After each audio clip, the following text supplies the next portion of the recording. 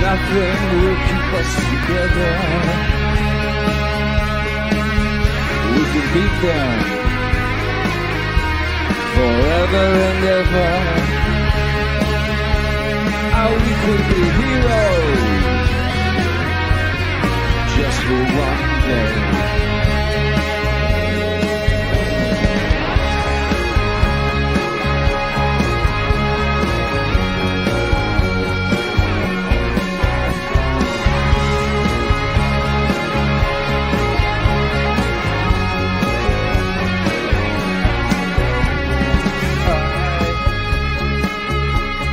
I will be king, and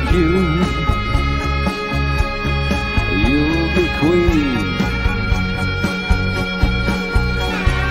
Nothing will turn him away. We can be heroes for one day. We can be us just for one day.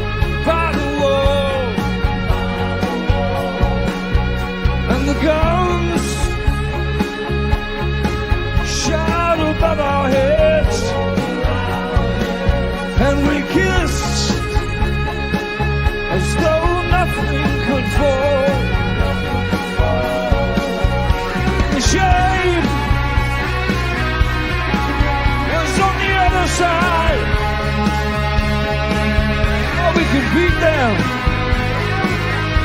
forever and ever. Yes, we could be heroes just for one day. What you say? We could be heroes.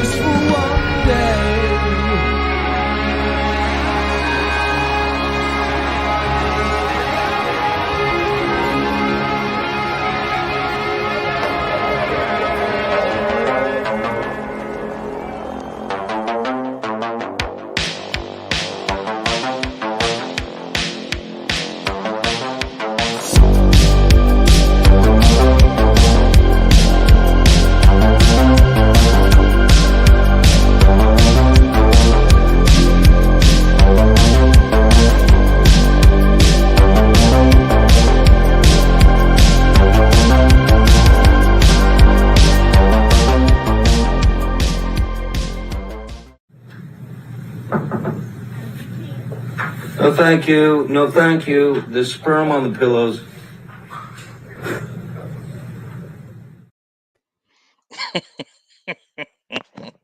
I love that self-satisfied grin.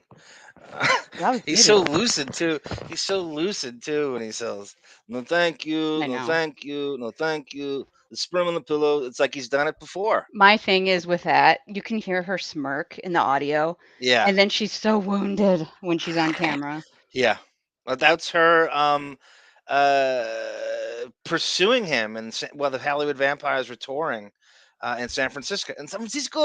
What San Yeah. Francisco? Mhm. That's the story there. She chased him down in San Francisco to try to reconcile, but we feel she was trying to record him saying something incriminating while he Yeah. was touring with what you just watched, the Hollywood vampires Um, people talking about Depp's hair in the chat, and it looks better I there love it than it there. does. I And like I that too. It's very and original. I like that performance. I don't really care what chat says, but I do enjoy chat though coming in and telling us what we should play. But hey, whatever. No hard feelings. This is from an expert right here, David. Good grief! Oh yeah, Mute what's the up? lead guitar every now and then. It's like a tornado alarm test on a Saturday. There's a better version of that. You remember that one? I don't know if they released it on it. He really hits a note that David Bowie cannot hit. By the way, he's doing how this happened with him singing, and I wish he'd sing more. In terms of, I mean, they have him do it on the Beck thing because they have no choice. Mm-hmm. Which Alice Cooper comes up to him and he's like, Depp's like, oh, I don't sing, I'm not a singer. I just like to, hang back and play guitar. And Alice Cooper's like, what are you talking about? You just did Sweeney Todd. You just fucking sang the whole for 2.5 hours. You can sing. And he's like, oh, he's doing a David Bowie impression, as I've said 100 times on here. And he's the first to admit it. He needed to channel, how can I look cool and do a musical for Tim Burton at the same time? I'll just impersonate. But he actually has a much better singing range than David Bowie does. Mm-hmm. There's one point, he actually gave me the chills. He hits a note at the end of that song. How many times has that song been done, by the way? Didn't the Way too Wallflowers many do it? times. It's way too many. I'm over it. If I never hear Heroes again, I'm fine. I don't even think Bowie's version is the best version. I'm gonna cry. I'm gonna butcher this. I don't give a shit. Oh, I thought you said you're gonna crap. No, I was just gonna butcher. It. Do you remember the line at the song? He goes, "And on the other side, we can be them forever and ever." And he holds it for a Yeah. long time. I was really impressed with him hitting that note. Yeah, Uh, he's fine. I mean, I don't have any major complaints. I listened to it like 4 times yesterday at work, it's but good. It's my favorite version of the song. I don't really yeah, it's care fine. about I mean, the. the guitar is a pain in the ass, I agree. Yeah, But um whatever. he's Opinion. obviously, like everybody from his generation loves Bob Dylan. It's not a very unique idol to have. Everybody, and the guy is completely a poet, unique philosopher, is phenomenal. I don't love his music; it's a little too mellow for me. But Mhm. there's no denying the influence that guy's had on everybody and everyone, Yeah. especially his son. I could do without it. Sixth Avenue, Hardy, Hardy. Is it Jacob Dylan. sacrilegious that I would take that song over any Bob Dylan song? What, Sixth Avenue Heartache? Isn't it? Is it? I like that song. I like that song. I hate to jump on the nepotism train, but I actually like that song. That's my if I had a favorite Wallflower song, that's the one. Mhm. Yeah, I'll take it. I have that album. I've listened to like 3 songs on it, so it could be great. I don't know. He seems like a well-adjusted, nice enough guy for being thrust into nepotism. Mhm. Jacob Dylan. Remember he got harassed doing Howard's show. It was like the MTV VMAs, like the late '90s, and they were they were all completely, as Artie Lang would say, ossified, and Oops. they just almost like chased him off the set. Yeah. I think it was John and Benji, and he was repulsed by it. He was just repulsed because he wasn't having the antics. I don't know if Mhm. anybody remembers that. I have the video for it. Maybe I'll put it up someday on the Patreon channel, which I want to thank everyone for subscribing to. Again, I'm not one to shill, but that channel is for things that are blocked on YouTube that I take a lot of time. The next one I'm going to do is the World's Meanest Listener Contest, and there was another big saga I wanted to take down. Okay, I got it. The Revelation shows when they did the transition to Sirius. So Did you that was find like it? I. What do you mean? You were Oh, I'm never mind. I'm thinking No, Meanest it's a Listener. string of revelation. So Yep. I'm gonna do the transition from K Rock to Sirius with the Revelation show because that was, when they found out, I found that clip of that they've scrubbed of the entire staff thinks Howard Terra's fake, and Mhm. that's been taken out of all. So I have that, and I'm gonna put like a real director's cut super version of it on there, Mhm. which I've never done. And that's been everything from that thing is blocked on YouTube. Everything is blocked. They're terrified of that for some reason. Well, it brings things up again that he doesn't want to mention, so You don't want to bring that to anybody's attention. I cannot. There's John O'Reilly. He's kind of gay looking there. Every time I see, I told you about that Ben Chu Camille Vasquez interview for the Beverly Hills Bar Association. Hmm. I watched that whole thing yesterday. It's pretty good. I don't know if people will be bored by it. I'm fascinated by these two and their personal lives and their history. And Ben Chu's got such a avuncular, likable. They both do, and they go into that. They're not bragging, but they're going into like the trust factor with lawyers and the optics and how you trust. And it's exactly what. It's amazing how prophetic we were analyzing the trial because they confirm all of it. Yeah. They take shots at Elaine and Rottenberg with actually bringing them up by name, which is kind of fascinating. I don't know if people would be into watching, and I have it here if we have time to get to it, or maybe we'll do it next time. Depp in a Okay. band with a relaxed hairdo and a young Doc from Back to the Future. How great would it be if Depp took this is from David? If Depp took on Dr. Spiegel's hairdo from the trial? He just went to that look, just a Maybe that's what comb its over. natural hair looks like if he It hadn't probably treated it. it could be. You've seen his brother, right? His brother's completely bald. Yeah. Doug, Danny Depp. right? Danny Danny. Depp. Yeah. Why do I want to say Doug? Whatever. Am I crazy? I want to do a whole show on Danny Depp. I think he's not brought up nearly enough, and he's an author. He's a novelist. Hmm. He's a fairly good writer, supposedly, and I think he Well, was an English professor. I think we'd have like a 10-minute show, so I'm okay with that. You can't find any speaking footage of this guy. Hmm. Oh well. What? That's Melvin. Melvin's a horn dog. I wish, Melvin. Jesus. Ah. Melvin and Camille to that song, right? Melvin can be the Melvin and Camille, forever and ever. they don't make love. We can be heroes for just one day. How about this one from last week? How does it go? Oh God, sad motherfucking parade.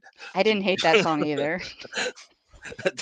That's Depp's black impression too, which is pretty good. In fact, even though it's all plagiarized, poem on later featured in '74 book, "Sad motherfucking parade, sad motherfucking parade." I I want when to, you I want to do like I want to write my own lyrics about Depp's life and sing it like that on our YouTube channel.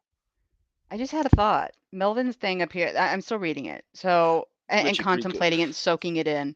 Richard Grieco was brought in to take all the scripts I couldn't take. Mad sad motherfucking parade. I would love, speaking of love, Arm can make sweet love to me if he sings that. I don't want to listen to Depp singing it. You really are a fangirl. If you love that, that's all. I don't hate I'm it. more I'm more impressed not by the music. That's all just I think it's contrived and forced. I'm impressed by Depp as a mimic. I'm always We've said like this I a think hundred he's a hundred times. phenomenal mimic. Yeah, he's a blank canvas. He's He easily really is. influenced. Tabula He's a rasa. Tabula sponge. rasa. Tabula rasa should be his name. He's an under. That's why I've always wanted to see him host Saturday Night Live because I think he would just take the show over and people are like, what? You could do a Don Rickles impression? Hmm. He's a phenomenal mimic and he's kind of subtle about it. But I've never seen anyone do a legitimate Don Rickles impression like he did on Kimmel. This is His really good. Trump is good. His Trump is good. I think the physical mannerisms are almost better than the voice. If you Yeah, watch that's an amazing short film. We have to go over that at some point. By the way, did you watch? I don't know what you were in and out. The show I did. By the way, I want to thank David and Scott Balo for Hmm. sitting in on Thursday. Always welcome, revolving door. Always welcome. What a they're very what's pacifying and very easy hangs, as they say, to be around. All of us hangers on to you, we understand, or we try to, that this is your show, No, and you have a fascinating and amazing ability to lead a show just straight from the get-go, and you don't ever stop. So we just hang on and enjoy the I can't even think of the word, but the successes that you bring to us, for lack of a better word. I thought you were going to say scatological. Yeah, that's in my Impressment. vocabulary. No, it is. You have a great vocabulary. I have By the way, 15 how is the words. tongue? How is the taste and tongue doing? I have no tongue function. Sorry, sorry, boys, but it's half dead. It might be months before it's recovered. So I'm gonna slur probably a bit when You I get caught sound up. very good. Well, Well, it springs up on you. So welcome, John O'Reilly, David, Gina Bobina, Melvin, Hooper, A. Smith. I saw something last night that said A. Smith Productions, and I almost cut it, and I was too tired to do the move where screen record it. And it was just a funny nod to A. Smith. By the way, what was it? Talking to you before we went on? We said A. Smith has gone from mushrooms to portobello mushrooms, drug wise. Hmm. And nobody knows that terrain. I'll tell when G Canada comes on. Is G Canada in the chat yet? No, NA, not yet. welcome. You NA, haven't sent welcome. out Thank you for the plug. the turd signal yet. If anyone's on the Radio Gunk forums, please alert people. I guess that we're on. I didn't get a chance to. I usually post a thread. I hate that. Like I said, that frantic shit before you go on about, oh my god, social media, and I forgot this video. I hate that feeling of, and I think Monique goes through that more than. I mean, I'm pretty involved in the Radio Gunk production too, but there's nothing. There's no feeling like running the show that you have of the stress of going to. I think she has that. She's been feeling that for forever. Hmm. Especially when you go live. When you don't go live, that's all. That's the. We don't have to do this live. Now, initially we didn't, and when you don't do live, you're only answering to yourself. I would be more comfortable with our production if we were not live. I'd rather sometimes record so we can add like photos and stills of what we're actually talking about over, our voices on the screen. You know what I mean? But and I could do more with intros and all that. I'm just so nervous about our live stream being taken down. So Yeah, yeah. Ben 4810, another great poster, and we have such a great little micro chat in here. I got to the Dolphins bit and switched off awfully. Would have been there's. I'll tell you what, Ben. If I could find the other version, that's not a bad version, but there's a version where he kills it, and they use that I think on the album, or I don't know. I have it saved on my MP on my Android, and it's you. I think you'd like that better, but yeah, I can't. Look, it's all subjective. If you think it's too derivative and what's the word I'm looking for? Corny. no, That's it fine. is. You're entitled to your opinion. I'm Bob not. Dylan was only I'm good. not a Bowie fan anyway. Until he like hooked up with I Trent think he's Reznor. overrated too. Yeah. I think he gets way too much gushing. Let's dance, turn on. I've actually karaoke that. Your red shoes and dance. The blue. It was Everything Bowie did was ruined by Dancing in the Streets with Mick yeah, Jagger. yeah, yep. He might have more bad songs than good songs if you do the math. We're Yeah. getting to that point. What is that song, guys? It ran in the 90s, early 90s, maybe late 80s, but he's dressed in a clown. His music video, he's dressed as a clown. Oh, I don't know. I can't Was it think a of the hit? song. Was it a hit? That song is okay. Yeah, for him. He really didn't have a lot of hits. That's interesting what Pellel writes here. Welcome, sir. Always, Pellel is a phenomenal stalwart. Goes back to Stern Fan Network, I think. Yes, he definitely does. Their power, the Brown and Rudnick crew. Their power is to break the stereotype that all lawyers are assholes. That's really well said. I never heard anybody say that. Not to cut People the line. Thank you, Dorian and Ben. Ashes to Ashes. That's exactly what it is. Okay. I don't mind that song, but I don't know everything if I else, know it. How does it go? no. I'm always trying to fool you into. I No, remember when uh, Charlton Heston was on Bill Maher's old politically incorrect show on ABC, and the topic was gangster rap being banned. I think it might have been like Two Live Crew or something. And Charlton Heston, and then we have these gangster rappers and their music and that song that came out. And Bill Maher goes, "How does it go? How does it go? Hum a few bars first, Charlton. How does it go?" And he tried to get him, and Heston actually thought about it. He took a beat and then laughed, like, "Oh, I'm not falling into your trap, Mr. Maher." Caroline Dillman, welcome back. Who is in that avatar? It looks like Paul Giamatti and Richie Wilson had a kid with. Carolyn reminds I assume that's her, and reminds me of someone too, an actress. I can't quite get it. I only But I see will. half the face. She looks like somebody I went to high school with. Yeah, she looks like that's her. Named That's her Kelly. casting Close genius. enough. That's her casting genius. You cast a Carolyn Dillman because she looks like everybody you went to high school with. Yeah. Charismatic couple that those Dillmans. Let's do a book club show on Danny Depp's seminal novel. I would. David. Make love to me, Melvin Doesn't Goldstein. make love. This Make is love. This is such a cliche opinion. Doesn't make love. Doesn't want to make you vomit. Yeah, it does. Ugh. It's never. I don't know who. I don't know what broad, old or young, would that where that's an aphrodisiac using speaking that way. Only very few people could. I guess you have to have like a British accent because it ain't. I don't know who No, it doesn't speaks work in the at all. make love to me. We made love. I don't Alec care what Baldwin would do it. hemisphere you're in. It doesn't work. Larry and I made love. Ugh, For the that's first time. why. Larry and I made love for the first time. I just met Anne. He's got a great Anne Heche salute on his Instagram, which I got for us, which you'll You love. want to He's get so into that? self-serving. Yeah, yeah. So, and I said it. Lou Sassol Social Club. What a crazy name. We all know Lou Sassol. Loose Um, asshole. Lou, I'm trying to say it like Riley. Lou Sassol. I Was it? like loose asshole better. Was that a Riley? That was a Riley Martin prank call, right? I think Lou says, so. or we had to read something. Babe Lewis, welcome. Arnold Strong, numero uno, welcome. You guys are fully today. How do I You sound, meant Sarah? funny. You sound fine so far. The reason we were late, and we are never going to be late when I'm here, but the reason we were late is Mr. Arman was having problems with his headset. So Andrew far, so good. Morgan, I want to thank you for all your tips and stuff. Some of them I had, some of them I wasn't aware of. When you come on, Sarah's got a great intro for you and two clips of I depth. know. I'm waiting. I know he's in season 4, episode 2. He goes, I think A. Smith probably watched this recently. He goes, I got it, man. Cincinnati -4.5. I got it. He and Rob Estes are walking. He's about to place a bet because Estes is on a losing streak. Danny Aiello's son is the bouncer in that, by the way, who Penn Hall works with. I think you told me that. Yeah, I like that episode. That was my 20s.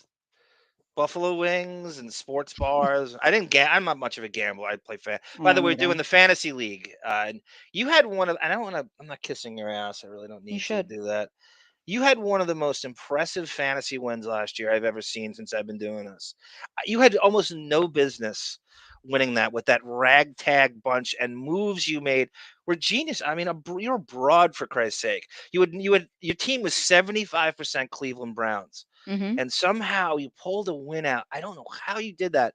It was like the Cavaliers win against Golden State in 2016 with the LeBron chase down. You had a chase down block on oh god, who's the 800-pound gorilla again in our fantasy league? Remember he hoarding quarterbacks and Yeah, of course. oh god, Clutch. what's Clutch. He was Golden State and you were Cleveland with a chase Mhm. down block. Yeah. It was Well, crazy. and that's the thing. That's the only problem with our fantasy league is the hoarding of quarterbacks. So I was stuck with Baker Mayfield last season, and I won. I have to So figure kiss out my ass, Clutch. the options because I can't. They weren't where it's a limit. You can only have 2 quarterbacks at a time because something was overridden in the thing, and I want to have it where you can play 2 quarterbacks. Mm-hmm. Ideally, like 14 teams, right? I guess we had 16 last year because I was capitulating to everybody. I know Mm-hmm. David was going crazy about the fantasy league. He couldn't stop talking about his he has a drop down. He has a power rankings list, and I'm like, David, calm down. We got 2 weeks. Let the stuff settle before you. He's going crazy. He said he's going to cock block you for all the Browns too. Oh well. I will let him draft Deshaun Watson. Are you going to draft him? No, I'm not going to. I think it's a full season. I orchestrated for Bowie. Wow, look at this, David. I orchestrated for how about 6 degrees of David? We got to play that someday. I orchestrated for Bowie's. That's Sam Bowie, not David Bowie. The piano player Mike Garson, and said it was such a bizarre feeling doing Bowie stuff on tour after he died, and fans were like having a nervous breakdown over it. That's very true. I That's guess if very you're a true. Bowie fan, I'm singing Sam Bowie. I I know. guess I if did you're a too. Bowie fan, you got to be all in, and I think you either are obsessed with him or you hate him. David gave me an update on the Troy Aikman the wedding. Okay. And he said, I guess a friend of his is more knowledgeable about the NFL, and said the only one they recognized was Jason Garrett, the old Cowboys coach. Yeah. So what I forgot was, did you know he was Aikman's third string quarterback throughout the I 90s? do know that, I yeah. forgot about that. And he played one game like on Thanksgiving, and it was a crazy win. And I guess he was like his mentor. That makes a lot of sense. That I don't know if he was in the wedding party or whatever. Well, yeah, and that's the guy that got shipped to the Giants and then shit canned by the Giants. So if you get shit canned by the Giants, I think you're kind of done in the NFL. Melvin says, I have a headset slash ice maker in the No, same device. when I say headset, that means ice maker. So you're having a problem with your ice maker. Did you know, every tell you that's, can I tell you my favorite Matt Dillon story real briefly? I No. was getting, what do they call it, guys, in the chat? Mesophemia, when you're affected by certain sounds that really, really bother you. So I'm a pretty, like Lauren Marie, I'm a pretty staunch theater goer. I was going to the movies at least once a week, sometimes twice, depending on what was out. And I started to get annoyed. The popcorn sound started to really bother me. And Wow. to the point where I would go to the theater, let the movie start, and go as far away from human beings as I possibly could go because I couldn't focus. It was taking it. So there was some patent guy that was promoting his shit, and I went back and forth with him for a long time. I almost, well, I was involved in trying to patent the headphone jack in a movie theater. Mhm. Why that doesn't exist, I have no idea. And it made me mental. At least a Bluetooth thing where you could have the option to put headphones on in a movie theater. Because a lot of times too, and I say this for any sound engineers, maybe David's knowledge about this, they don't mic the actors properly anymore, and the music and explosions Oh yeah. are so crazy you can't hear them talk. And so and every time I put headphones on, it remedies that. Well, that brings me that movie you sent me, the Elvis movie, and I Yeah, finally watched. Same yeah, thing. yeah. So the music was too right. So the You've too got much. two main characters with a low pitched southern slur in their voice. Yes, yes. And then you got this rap music he wants to play in this movie for some reason, busting through the wall. And yeah, I can't stand it. I don't like that they do that at all. It's so annoying. Well, Andrew Morgan, Troy Aikman was actually Michael Irvin sentencing in the back row. Holy shit! I didn't Mm, realize that. Is that Chris is that Dudley. Chris? I know. I was talking about Chris Dudley and what's his name, Kavanaugh. I see. I couldn't believe it. I tuned into the Kavanaugh trials and I'm like, is that fucking Chris Dudley? He looks exactly the same. It I'm is, yeah, like, the guy man, that man does not age. See, I can't talk. I'm trying to Cat, spit words out, and my mouth is dead. Kavanaugh taught Dudley how to shoot free throws. By the way. Oh, there, that explains it. Reports are Watson will admit to wrongdoing, accept an 8-game suspension, and that's what I would be. Would you be happy with that, Sarah? 8 Do I want to get into this here? and a 17-game. Well, it's a 17-game season now. I know I have a lot of issues with this that I can't even talk about here on YouTube, but My issue is I cannot look at Ben Chew without thinking of John O'Reilly. I need to know what Roger Goodell's sins are when the lights go down. That's all. Why he is worthy of being the judge, jury, and executioner, and why Ray Rice punching his fiance in an elevator only warranted 2 games at the time. But Oh, so Mel. now Roger Goodell loves women. So hashtag. Um, well, how about what's up with what's going to happen with? I mean, they're going to use the Roethlisberger defense, right? Then they're going to use um, Well, uh, if it goes to federal court, yes, they have no choice. Kraft, Snyder, and Jerry Jones. If they go to federal court, they have to call out every hypocrisy, You have to. If I'm and they Watson, should. I'm doing. Yep, they have to. I'm And not by the saying way, he's perfect, but I'm you I'm a got fan of many teams, and I yeah. do love I do love this Browns team. They are a fun bunch. There's a ton of talent. I love that city, and they're probably the best sports fans in the country, in my opinion, because they Mhm. have so little success and they just show up to everything. The Cavalier NBA championship is one of my favorites of all time. Yeah. But there's going to be a point where, um, again, as a Steeler fan, I want to rage against the machine and expose the NFL. You're in it to win it now. You don't have any Mhm. more time to dick around and wait. Oh, they do this. Teams do this all the time. Next year, next. Oh, that's okay. And it buys. No. They're built to win right now. You don't know what's going to happen to some of these skill position players by next year. You have to win this year. No, next year. Yeah. Well, I mean, 2 more I feel like points and then I'm we move off this quoting dangerous YouTube topic. Sammy Um, Hagar. yeah, to your point, we have an elite, almost, I want to say almost perfect roster right now. And now I got to go through all this shit. And then my last point is Brown fans are getting so much shit. I can't even go on Twitter without, and defend my team without being, told, by the way, by these people that are bemoaning Deshaun Watson, how I should be sexually assaulted in Oh, they said to DMs. you? Oh, yeah. The most dangerous place on Twitter for a woman is in any sports thread. Yeah. If Yeah. You you are brought it. obviously a woman and you go on there and God forbid you call out the NFL for being a hypocrite on this topic, well, you get a DM and they tell you what should be done to you and how you really have no say or you should have no say in this subject at all. And Speaking of Browns which, fans are getting a lot of shit for a decision they didn't make. did you see what David did to Aaron Andrews? Speaking of which, at the wedding, at the Aikman wedding, Hmm. there was a lull, and he got a break, and so he decided to go on the dance floor as David is wanted to do. And he says, "Hey, everyone, it's Aaron Andrews. Let's do the reverse peephole." And he tried to do the simulated dance of like how it went, and the guy stalking her, and everybody was like, "Oh, too soon, David." Yeah. One of the best ice chewing scenes in Fight Club is when Brad Pitt and Ed Norton are on the phone. Oh God, I forgot about that. I gotta watch that again. Helena Bonham Carter's in that. I went to the theater and saw Fight Club, and that was enough.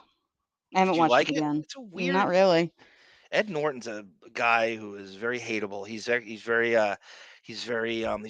sanctimoniously woke, which he's as I hateable can't. as he was before. And he's got Me Too's all over the place. I know. So yeah, shut the fuck up. But again, the other than Brad Pitt being looking like a 10 in that movie, I have no interest in seeing it again. And you looking like a 10 in that Soap Opera Digest cover, which I I know you forgot like about that. that. That's you on the right, right? Yeah, nice transition there. Melvin has a terrible thesis that Ben Chu is completely nared like a sphinx. Melvin, what is that brain of yours going to? If Ben Chu shaves his chest and body hair, that is you are a. It's I mean, always I mean this in the best possible way. You are a deranged individual, and I mean that as a backward compliment. That you would even contemplate if you look at avuncular. go into reality though, in the dark edges of reality, and people like Ben Chu are the ones that like wear nipple clamps constantly and rectum plugs. He's So definitely got a darker side to him. I mean, you could feel it. I mean, I definitely could. In interviews I've seen with him, he's got. I mean, he just looks like the guy you want to work for. If you're going to be a lawyer, that's the guy you want to work for. He's yeah, bringing sandwiches to his crew. He's like interested in cultivating a younger generation, and he's self-deprecating. I mean, honestly, he was like. I don't think he complimented himself one time in the whole hour. Not once. He just constantly would deflect the praise to everybody else hmm constantly. But and Andrew Morgan, Sarah, this is going to make you love him even more. I hate to agree with you, John. Cleveland sports fans, but you are correct. You are very correct. I got a Andrew Morgan. Please pass it along to your Bengals fan base. Why all of a sudden do you guys think your shit doesn't stink? You're still Do the you Bengals. I'm do just you kidding. I root love for you, the Andrew Morgan. Cavaliers, Andrew? Do you root for the because Cincinnati doesn't have an NBA team? How does that work? The Cincinnati, do you take on the Cleveland team in the NBA? And by the way, that whole state, there's no. Is it the Columbus Yellow Jackets? Is the NHL team? I don't know. Yellow Jackets. Why is it? Yeah. Why? I don't know. I don't know how Ohio's not. It's a weird state in general. It's like the North Florida. And Panthers fans, by the way, I'm getting off this topic. I promise. Enjoy Baker Mayfield. You guys are acting like he's a god. I like Mayfield. I think Depp should play his father, and he's great in those commercials. I like Mayfield. Well, they're acting like he's the savior of the Panthers. Just wait. Enjoy those Ha- fourth quarters. How about they played week one. Oh, I you're all know. over that. You're all over that. I Um, I think we have a better team overall, and I think Miles Garrett is going to be salivating to drive Mayfield's gap-toothed face into the turf a few You're times, along with Clowney. you're a weird It broad could go either because way. I mean you were. I mean, how can we go back in Sarah's Twitter and all the I gushing know. Baker Mayfield tweets? You know He what should though? be. Don't shit talk your team. You played like shit all season after he- demanding to play with a busted shoulder. Don't Hey, talk your team. we all we do is complain about injuries and load management in the NBA and fake injuries and players taking the money and running. This is a guy playing through shoulder injuries, and you're castigating him. Yep. All Oh, right. come on. Let's get off the But you're NFL. really a ride or die kind of bitch with those Browns. Yeah. And I don't even know what he said. They came they wronged him before he Nope. sniped back. Oh, come Nope. on. I will take I I will take Stefanski and Andrew Berry 20 times to Sunday over half of a Baker Mayfield. or we need to get Ben Chew to go to Astoria, Costco for a hot dog and pizza party. He's so down to earth. I know he's so avuncular down to earth. That Chew. Preach, Pellel, preach. I root for the Cavs, Pacers, and Kentucky Colonel Sarah's the ABA team. That when Depp lived in Kentucky, which we're going to go into a little bit today because of the private investigator went all the way back to Kentucky. Depp left Kentucky at 7 years old Mm-hmm. to go to Miramar, and that has totally rooted to his father getting axed out of his civil engineer job in uh, Frankfurt. I guess Frankfurt is close to Owensboro. David says, I have to dig up the picture of me at 10 with my dad and sister at a Browns game as my avatar. I'd love to see that, David. I think I passed out from heat stroke and they put me in front of a piano and my life began. Were you in Cleveland at the Browns game? Because You went to it. stories I hear, they had like all the men had to like meet at the trough to take a whiz. They literally didn't have toilets. They just had to like pee in a tub. You as a fake Clevelander and Andrew Morgan in the same state and David knows this. What is with that? Is it like super humid? It's I like don't know. it's not landlocked because it's the lake is there, but is it just because all I hear are complaints about how ridiculously humid it is when I watch the Browns Hard Knocks, and like it looks like it's the most humid place on the face of the earth. In training camp, they were talking about how hot it was. They didn't really mention humidity. It's possible. I don't know. I don't have that problem here. John O'Reilly, someone should warn Mayfield to watch out for Garrett's swinging helmet. Oh, Oh, Sarah, John. you Oh, John, a love little that. salty there, aren't you, John? Well, unless Mayfield whips out the N-word, I don't know that Garrett will be swinging anything. So you said that was confirmed by Jarvis Landry. Mason Rudolph said No, the it wasn't N-word. Jarvis Landry. I think it was one of the running backs.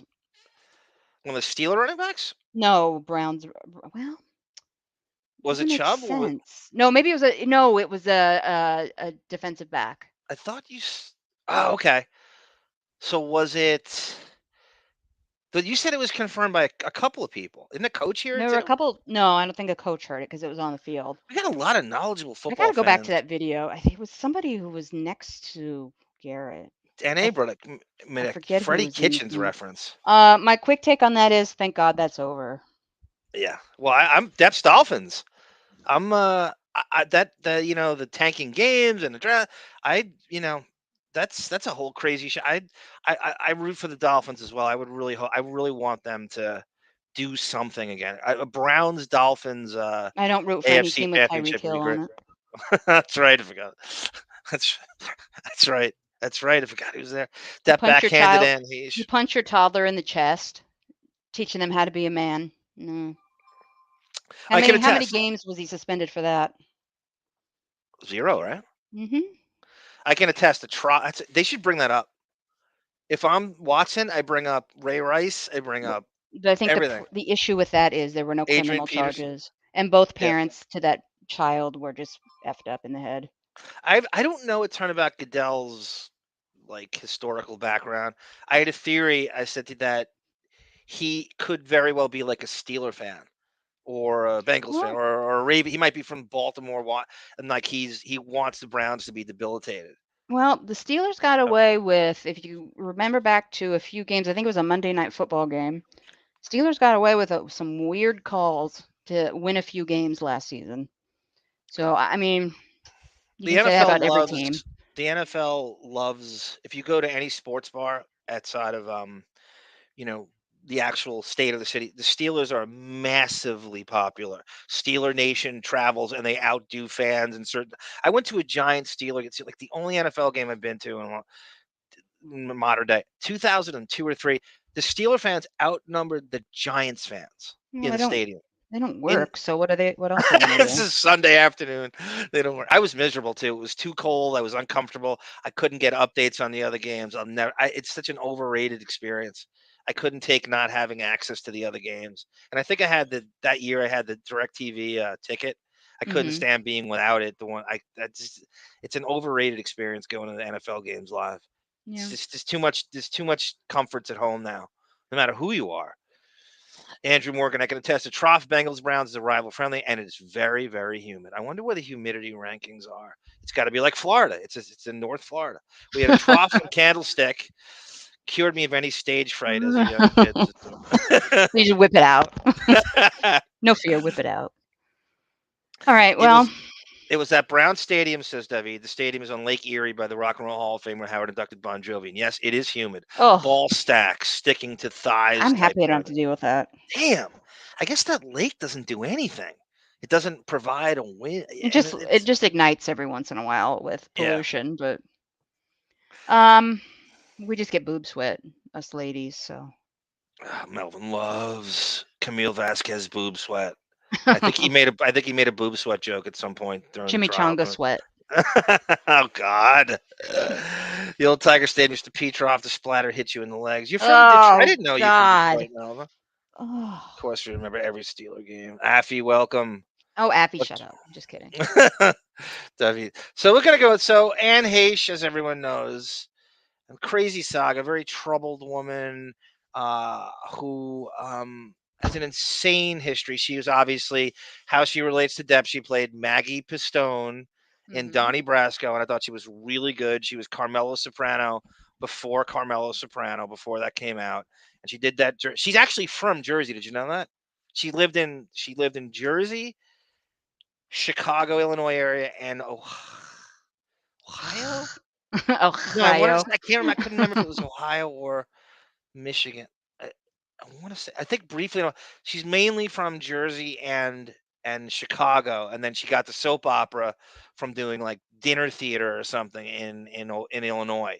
They do a lot of Mhm. scouting in Chicago, like the Second City improv troops. A lot of the Oh, Saturday Night Live people are out of that and so stuff. cringe. Uh, and she's just very, very, very crazy childhood, horrible childhood. I mean, Yeah. Do you? molestations with her father who was gay, and her Yeah. brother got into a car accident and died at 18. Yeah. After her father Crazy, died, crazy, you can't traumatized. even. Her childhood is so obscenely. What's the word? Again, I'm out of words. Wrong and horrific Horrific, yeah. that I can't even say what happened to her in a live Traumatizingly stream. horrific. Like, there's no way you could be normal experience. And I'm not all for, like, I don't always buy into the getting over your parents, and people exaggerate it, but this is like legitimate shit that you just don't Mhm. reconcile with. And it's going to haunt you forever. Crazy Robin, there she is. Crazy Holly Robin, Crazy Robin Pete is here. Sorry I'm late. Hey, HRC time, HRCP time. No, Crazy Robin. By the way, I'm sure you've on heard our time. condolences. We are here for you, Crazy Robin, the Deppening and Radio Gunk family. I hope you are doing well and feeling better. As the guy who knows the depths of depression, I empathize. We are here for you. Anything you need, therapeutically.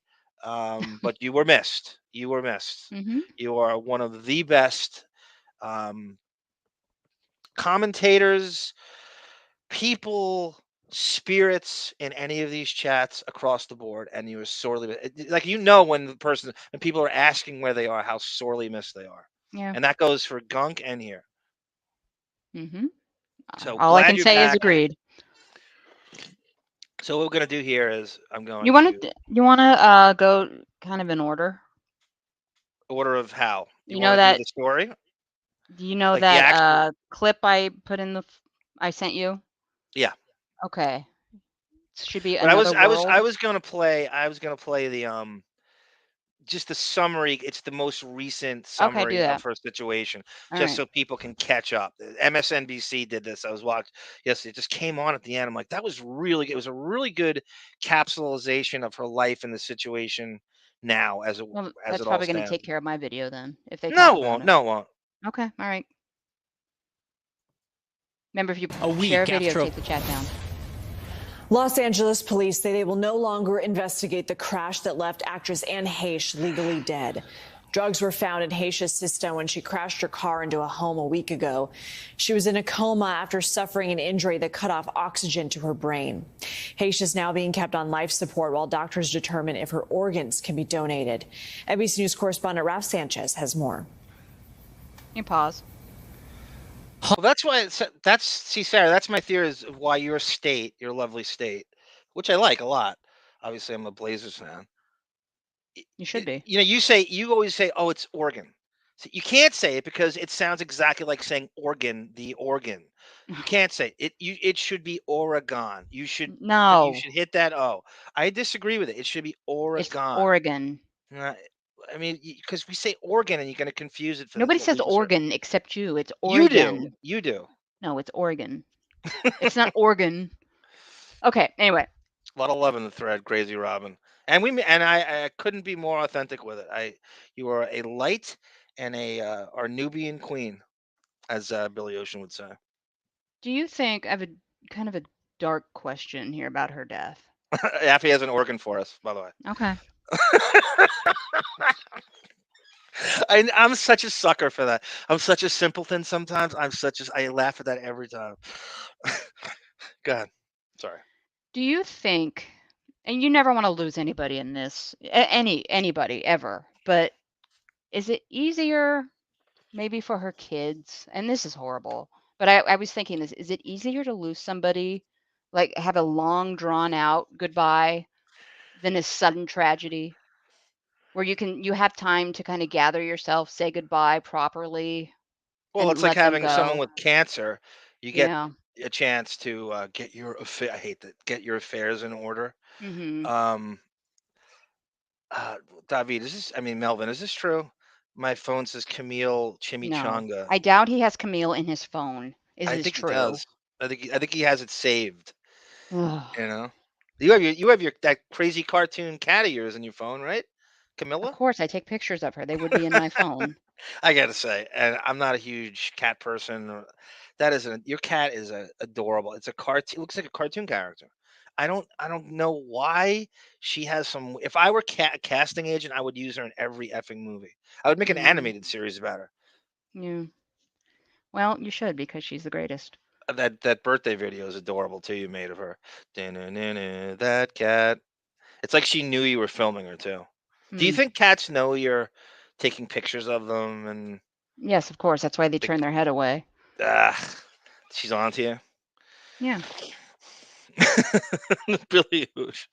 Nubian Queen, now Crazy Robin in the center dream, and all can speed us run. No more love on the run, run, run. Ooh, ooh, ooh. Okay, get back to this. My room when she stepped in the room, and I get so excited just from Crazy Robin's perfume. Electric eyes that you can't ignore, and passion burns you like never before. Hollywood saying goodbye to Anne Heche. A week after a violent car crash left her with severe brain damage, the actress's family saying she's now legally dead. Her son Homer writing, "After 6 days of almost unbelievable emotional swings, I'm left with a deep, wordless sadness." The 53-year-old first appeared in the soap opera Another World. She went on to make major films like 6 Days, 7 Nights, Donnie Brasco, and I Know What You Did Last Summer. You forgot your cigarettes. Perhaps best. I was thinking when I watched this, Sarah, is that your relationship with your mom? All three. She runs out and goes, "You've got your cigarettes, Sarah. No, You've got your cigarettes." nobody How many smoked in my times? family. It's gross. I Right. forgot she was in that Jennifer Love Hewitt movie. Mm-hmm. I totally forgot that. She's in Psycho as well. Yeah. The remake of Psycho that I saw in the theater. One thing's for sure, you can't take your eyes off her in every movie. She's got this She's a great hypnotic. actress. She is a good actress. I agree. Very unique style. Did you know that? I just realized this. She auditioned for Lois Lane in the Superman animated series, the one David's writing composing right now. No, I didn't know. And she got beaten out by Dana Delaney, and then she went on to voice Lois Lane in the first DC straight to Blu-ray DVD movie, the Doomsday film. And they butchered it big time. They didn't follow the lore well enough. But she played Lois Lane, and she had a real like ridiculous sass in that. I mean, ridiculous in a good way. It was a good take on Lois, a very high strung, and as she should be. I think she was channeling Margot Kidder. If Dana Delaney beats you out for anything in Hollywood, that's when it's kind of time to But retire. she's a good actress. She's fine. China Beach. What was that thing she did with Rosie O'Donnell? It was like it's awful comedy. Oh, Exit to Eden or something. Remember that? Rosie O'Donnell's in like Spanx and fucking. Rosie O'Donnell's in a dominatrix outfit Yes, with Dan yes, Aykroyd yes, on his yes, hands yes. and knees with a leash on. Thank you for reminding me of that pit of hell that you put into my brain. When's Thank the you second so one much. coming out? Yeah. Exit to Eden, the On animated Cinemax. series. Known for her groundbreaking 1990s relationship with Ellen DeGeneres, one of the first same-sex. You know how politically correct, how woke MSNBC can be when they won't say, to quote Jackie Martling, Vaginefeld, which is Ellen's nickname. Jackie wrote that for Howard. It's like my favorite Jackie line. When Ellen came out, they basically ripped off the Seinfeld sitcom, and she was Jerry, and her friends were wacky, and that all these comedians are getting sitcom deals, and they were just ripping off Seinfeld, and then Jackie called it Vaginefeld. That's Well, the one greatest thing line also ever. to make you throw up, Anne Heche says that this woman next to her, Ellen DeGeneres, was the best sex she ever had. So I can't. It's all that dancing put her in tip-top shape. She was talking about scissoring two Edward Oh. Scissorhands on the set of Donnie Brasco. Ugh. Anne looks really good here, by the way. I think she Yeah, I looked think really good she here. always looked good with that haircut. Yep. She I like those sunglasses too. I like the circular welding glasses. I always have. Welding. Your dad's a welder, right? Did you say that at one point? He was a welder. Did he wear these glasses, like this He type need of? goggles, not these kind of Oh, glasses. that's so but cool. That's so cool. I like that, and any NBA player wearing goggles has always had a super cool factor to it. Yeah. Buck Williams wore goggles. I forgot, by the way, I'm sorry. I forgot to thank A. Smith. He's now donated twice today, so thank you, A. Smith. Okay, is it coming? I didn't see it yet. I'm still behind. No, there was one that just came up, and then he had one before the show. Barbara DeRush. Sorry to hear that, Babs. That's my a- first oh, husband my- had ALS, was horrible and drawn. I had a friend with Huntington's disease. I couldn't. Is that survive similar to that. that? No, Well, you get to say goodbye to them in a way, and it's. I probably would see, rather. that's like the only thing that would. It's selfish, I guess, right? Yeah, absolutely. That was the word I was going to use. I mean, like if my dad was in a, taken suddenly, I don't know what I could handle more, if I had a chance. Do I just want to this is so horrible to say. Do I not want to deal with the goodbye in by the hospital bed? Right. Or, or do I want Melvin him to go says, out not knowing what's going on? I don't know. see what Melvin says. Better just rip the Band-Aid off and have a sudden death, and the long goodbye is horrendous Yeah, for all. I'm leaning that way. If I think about Probably, it. if people would vote for that, I'm sure there's a poll somewhere, USA Today pie graph. I'm sorry to hear that, Babs. They lived in the same. Oh, I think Gina Bobina's talking about when Anne Heche. I have that too. It's a cameo appearance on fucking Popcorn Planet, and she popped on screen and gave Depp her support during this thing. I okay. actually found that and threw it in here. I don't know how the hell that's very Yeah, let's get to some. We got so much prescient, stuff. as they Let's say. get I've to always some wanted of to it. use prescient. Lauren Marie, welcome. We brought you up before, Lauren, in some capacity. I'm not sure if it was not Ninth Gate related. It was something else. And I want to thank everyone for supporting our Patreon. I will try to keep them flowing. Hey, by the way, I will take requests too. I'm going to go on Gunk and promote. I'm just trying to. I want to keep the the thing going, and I want to all the forbidden fruit blocked content to put on there. And And that's if more and anybody more by has, the day. yeah, I know it's time. I can't wait to do the Revelations super director's cut compilation, because that's tons of shit in there. Wouldn't have been better if her son Homer simply said "Doy"? Oh God, that's a Simpsons joke. So, and Haitian that Milk that Money with Melanie Griffith and Malcolm McDowell's girlfriend. Malcolm McDowell, Davi, talk about that accent we make fun of with Kelsey Grammer and Mr. Feeney and stuff, that sort of Juilliard thing. What's Malcolm McDowell doing I with don't that know. accent? You didn't watch Entourage, did you, Sarah? I No. can always bring things back to Depp. He had a scene with Sloane, who was Eric's girlfriend on the show. Really, really hot Canadian broad. Um, Very natural looking. I'm trying to remember her name, the actress's name. I used to know it. I forget. I'm sure somebody in the chat will get it. Anyway, and Malcolm McDowell played her father, and they're talking to about Vincent Chase, who's the lead actor on the show. It's so crazy because he goes on to play Aquaman, and Mandy Moore was Mira. And they were goofing on Aquaman, like, how could this hero get him? And now it's the #1 DC film. They were goofing on it, like, oh, like ridiculous plot where Aquaman is a major motion picture. And anyway, so Malcolm McDowell's talking to Sloane, and he goes, Sloane, Vincent reminds me of a time when I saw a young Johnny Depp in Nightmare on Elm Street 1. And I said, that it might have been, I think he said Jump Street. I think I saw Johnny Depp on 21 Jump Street. I said, no, I'm sorry. He's talking to Eric, and he goes, my daughter Sloane can spot a star. And we're watching a movie, and Sloane said, Dad, that guy right there is going to be a big star. And that happened to be Johnny Depp. Duh. And I thought that was a real, like, good homage to Depp in the movie. I can't remember the actress's name. I wish I could. I think her boys will have a lot of processing to do, says Crazy Robin. The video of the car and the video of her Yeah. stomach going to the paramedics, in addition to her being in the hospital. Absolutely, Crazy Robin. Who Yeah, knows that terrain? she had that brain injury that they're talking about here. And with that shot of her rising up on the stretcher, it took me back when my ex had his stroke.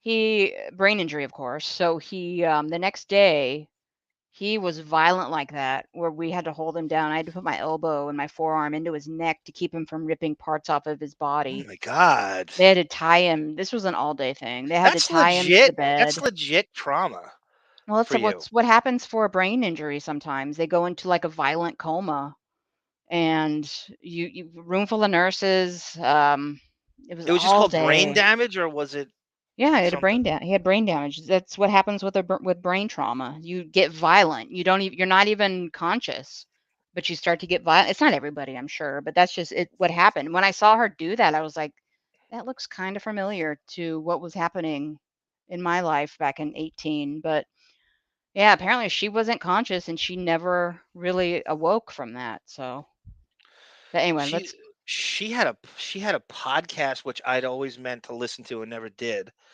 I don't know. Has it They been took the scrubbed now? last episode down, yeah, Okay. because she was so drunk, and you I'm can sure hear somebody's it. got it saved. And literally, she left the podcast and hit that house from You know, leaving from the podcast. I don't know how I found this. One day I was fooling around in the Sirius app, and I see comes up, it says Anne Heche and Jason Ellis had a show together, an actual, like, it was on like Saturday afternoon, and it was an hour long. It was kind of interesting. It was weird. I don't know how they threw those two together. Anne Heche had a serious radio show. It was an hour, and it was once a week, and I think it was on Saturday afternoon. What a Hmm. wacky combo that is. Anne Heche and Jason Ellis. The combination we've always wanted to get together. You Andrew totally, Morgan. you Okay, totally though know why and can understand why she had her mental health oh God, problems yeah. You could from her totally childhood. yeah. And when we get to it finally, we'll talk about the other You read the era. book. No, I read excerpts from the book, Oh, like, in the excerpts, last okay. few days. Anyway, let's get through some of this. Andrew Morgan goes, yeah, Anne's a little light in the loafers. Thanks again, A. Smith. Who's better than Jackie? John Lennon. Okay, here we go. Celebrity couples. DeGeneres saying, "This is a sad day. I'm sending Anne's children, family, and friends all of my love." Alec Baldwin, who worked with her on a movie that hasn't been released yet, remembered her fondly. I got an extended version of this, by the way. I love you, Anne. I love you. Don't blame me, I didn't shoot her. You were very special. Heche had 2 sons from other relationships and spoke openly about her history of sexual abuse and mental health struggles. Dorian Morgan says you have to wear a hood for welding or your whole face will Yeah. get sunburned. I didn't realize that. Mm-hmm. And I think that hood's super cool too. It's got such a young Tony Stark making the armor feeling to it. I think that's a good look too. The That's why my welder dad is wears one it of to the- look cool for you. So It does have a cool factor. It's a cool, did you feel your dad had a cool factor when you told your friends your dad was a welder? It's kind of like a no, cool it thing really to at say. that. I don't know. You know all the welder groupies there are out there, right? I think my dad was the only welder I knew. So An aphrodisiac that had that welding helmet. I obviously talked about things that people hadn't been used to talking about, difficult childhoods, things that were kind of presented to the world, and I think people needed some time to digest. Heche spent her final days in this hospital, which specializes in severe burns. Before her death, she made clear she wanted her organs donated to someone who needed them. Heche being kept on life support during the... Look at that wise ass NA with Sean Bett pushing a revolver to the back of her head as she gave a pro-death statement. John He's Betts such a control- is a man we should all protect. So hush. He's got some stories. He would have been on this crime scene if he were on the job at that point. He's an decorated LA PD with He would have carried her out on his back. Are you kidding? He carried the car out. How tall? What is he? About 6'6", you think? Yeah, that looks about right. When He you see him. towers over Depp. He's at least 6'4" He, or he 5. literally picks that little man up and carries him. Yeah, and he makes it look so effortless too. My brother went crazy, Rob. My brother went suddenly, and for me it was devastating. The pain in my family affected me deeply. It's a lot, but I guess it's different from others. That's horrible, crazy, Robin. I'm so sorry. God, it's her. Anne Heche's brother died at 18. It is just no good time for it, especially if they're younger than you. It's not their time. It's the worst. I haven't had a sibling die, but I've had every other variation. I had a cousin in my age range pass away last year. My sister lost 2 kids, at 5 and 3 from a disease called cocaine disease. I can't remember how you pronounce it. And it was a developmental problem. They had no immune system. And 5 and 3. And the worst thing is when you do the math as to what they would be doing today. Yeah, Like, oh, they're of course. graduating high school. They're graduating. That is the worst. And I go through that too when I look at the Sandy Hook shootings. Yeah. Those kids are going to be, I think, in the next 2 years, they're going to be graduating. I think they were ages. They'll be juniors and seniors in the next, and the next 2 graduating classes. Yeah, are those Sandy Hook kids? Mhm. That's tough stuff. Well, you've also got Alex Jones there to comfort you through your Sandy Hook. No, you can't take enough money from him. I wanted to be broke. I and kind of bankrupt. I agree with that. I never think you should can't deplatform break him anybody. enough. I'm on the fence with that one. Oh, you can't. He's an absolute sociopathic huckster piece of shit. Just in the wrestling voice, he needs to just be off, just eliminated, just wiped off the face of the earth. Fuck him and anyone who follows him. I was listening to a clip of his show. How he now, of course, if you don't know, he owes $49 million to 2 families. He's already got his followers chipping in, and they'll take care of that in no time. He won't have to pay a penny. We're going to hell. Donation process. Video from TMZ showing the final minutes before the crash. Speeding through the streets before slamming into this house and igniting into a ball of flame. A heartbreaking end to a life of impact on and off screen. That was Raf Sanchez reporting. Still ahead. Do you think she's in a position to have a team? Like, what's the difference between her and Depp, right? Depp has his childhood pathos and all sorts of demons. Depp is smart enough to have 1,000 drivers. I don't know when the last time that dude's been I don't behind know the what wheel. her financial situation was. That's what I don't. I think she probably burns through money. Yeah. But how you in the days of Uber and all these weird driving apps now that people you think, well, how could you possibly, and getting a Mini Cooper and zip through? It's like 2 in the afternoon on a weekday or something. Hmm. That's she's dealing with demons that are just so. She's didn't she have another thing where she woke up in a backyard and there was some crazy uh, delusional kind of She's had a psychosis she was history of in, and breakdowns. yeah, just constantly. Hmm. There's this guy Deep. D is for dick. He's got a Dr. Fauci uh, avatar. That's who that is. I didn't realize the first time I saw it. Welcome, D. I know this will be your first and last comment, but thank you for all your support. Let's go, Mets. Lauren Marie says, Okay, Lauren Marie says, I like a young Malcolm McDowell. Clockwork Orange is a masterpiece. We actually watched Caligula in film class in college. That's such a great decision by Lauren Marie to take. If you can find a college that gives you film class choices, it's really like a great way to get credits and become a sophisticated avant-garde film fan. They offer great to be a young person now with the college courses they offer, right? It's all social media stuff. You see, when you watch these millennial YouTube videos, they all have the same film. They do like interstitial cutaways to The Simpsons or The Office, and like that fucking Parker Lewis, filming technique they all use. It must Hmm. be like a film class in college. They teach them to do these power cuts like that because they all do the same move. My brother died a year ago, A. Smith, and he never called me. Sorry to hear that, A. Smith. There's nothing worse than a lot of us do this. I know some people who have an answering machine message saved from someone who passed away. Oh, we So they were left him at when I worked at T-Mobile, we would get phone calls holy shit. because the voicemail reset and they lost a message from Oh like my, their son or you dealt with that? yeah. What do you Holy shit. say? Are you able to retrieve it or is it just No. gone? At the time, I don't know if they can now. This was in the 2000. I bet you they can No, now. it was gone. Oh, it's horrible. I know people who still have stuff saved on their phone Hmm. of people who passed away, and it is that is I don't know if they want to hear it or they just want it there because I think it would be really tough to listen to it. So that was the most recent update on Anne Heche, and this is what we've got more on her. And again, she was Mrs. Pistone and Donnie Brasco, and I thought she was really good in the movie. Unfortunately, a lot of the scenes were the director's cut adds about a half hour to the movie, and a lot of the scene Sarah masterfully puts behind this in black and white. That's a director's cut scene. That is Hmm. not in the theatrical cut. That's them at home. He's wearing like a basketball. Joe Pistone was a great basketball player, and he's kind of wearing like his intramural FBI league shirt in that.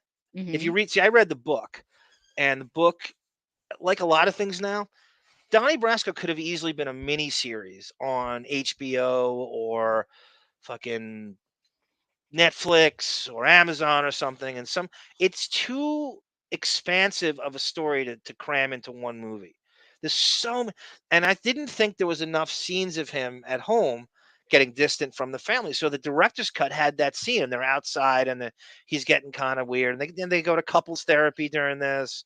I mean, that's couples therapy is actually in the actual theatrical cut, but it's Hmm. him at home, and the FBI is surveilling their home and they're outside. I thought there's a lot of integral parts to the stuff that was in the director's cut that should have been in the. I don't know what you're thinking cutting it out. I don't understand it. I don't. Every time I watch deleted scenes, like, why did you cut that? I wanted to know that. Yeah. I so Well, let me take it back to a not as great movie. Watching the Elvis movie, they literally spent 10 seconds on the 60s, his movie career. yeah, that's exactly right. That's what I'm. So you You probably were miss out disappointed. on so much of the decline of his career and why he, morphed into what he did in the 70s by it was a quick montage. You had to give it maybe 20, I'd say 20 minutes on that decade and 20 seconds. You're like an Elvis aficionado and you probably were just going through that like a jeweler's loop about what you knew and what they There's missed so much out that on. was left out. I understand. Apparently, there's like a 4.5 hour director's cut coming out in about a year, Oh, well, that's the which thing. I will So be now on they top all of. do that. That they all do Yeah. that now. So they did. Visually, Do you think they're deliberately holding back shit so they can no, come I out with a think director's cut to get you to you've buy it got twice? studio executives that say you need to be under, you need to be at 2 hours A, and a a half. tight 2.5, right? A tight 2 hours Pick and what you're 20 minutes. cutting before we even put this in a theater. Right. But visually, that movie is stunning. Anyway, I just wish they had more in it. Okay, let's go. How's Tom Hanks? Yeah. Tom Hanks is a little over the top, Right. but He looked I cartoony, and the scenes I saw, it looked like it was like he wearing the looks fat like him. suit and everything. The Yeah. silhouette is identical. It's a Right. little over the top. I'm not gonna trash it. I mean, it's not hideous, but I love the movie. I give it a solid 8. But Any other actors we'd know in it? I don't. um, Who's in that? there was one Big Mama Thornton actress. She recently died. Nobody would know her, but she died like 2 weeks ago. Her kids found her dead in bed. Depressing. Speaking of depressing Like episodes. Mrs. Grape. Yeah, exactly. God, I'm trying to think. Really, it's Tom Hanks.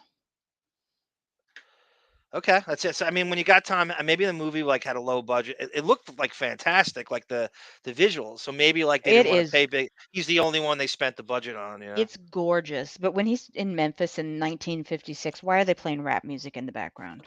That's my issue. You know what's crazy about Elvis? I'm obsessed with the fact that he loved the superhero culture. His favorite superhero is Captain Marvel Jr. It's Hmm. not even the first real Shazam, Billy Batson. It's Freddie Freeman. That's really obscure. His favorite superhero is not. It's like saying Bat. It's like saying Robin is my favorite hero, or Nightwing, or Bucky, or Hmm. he's basically the sidekick of, or saying I like Superboy better than, which is really the same thing. It's just the Marvel family: Mary Marvel, Shazam, Captain Marvel Jr., Uncle Dudley, and he likes the Junior version. That's so funny. I think that's so Well, to be fair, esoteric. he's dirt poor, and that's probably the only comic book, his Vernon Presley could afford to buy his son for a penny. So it was a Captain Marvel Jr. comic. So I don't know. He probably had one comic book his whole life.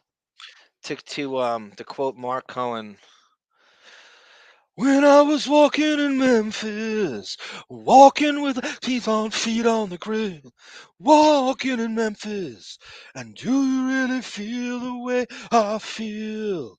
Yeah. So the ghost of Elvis. You know that song's about Elvis, right? Yes. I like that song. He's like he's like Bruce Hornsby Light, that guy. Yeah. All right, we're getting complaints. So let's move on to Anne David Heche. says the infamous Barbara Walters video Ann did was a week before 9/11. I forgot about that. That was a big deal at the time. Okay, so the next thing from this is so Gina Bobina, maybe, so forget this. Anne Heche pops in on Popcorn Planet. I feel like Gina Bobina is the executive producer of this show. She wants to be, I And think. yeah, I do too. And gives her support to Depp in like a weird cameo. So I just have it's like 10 seconds.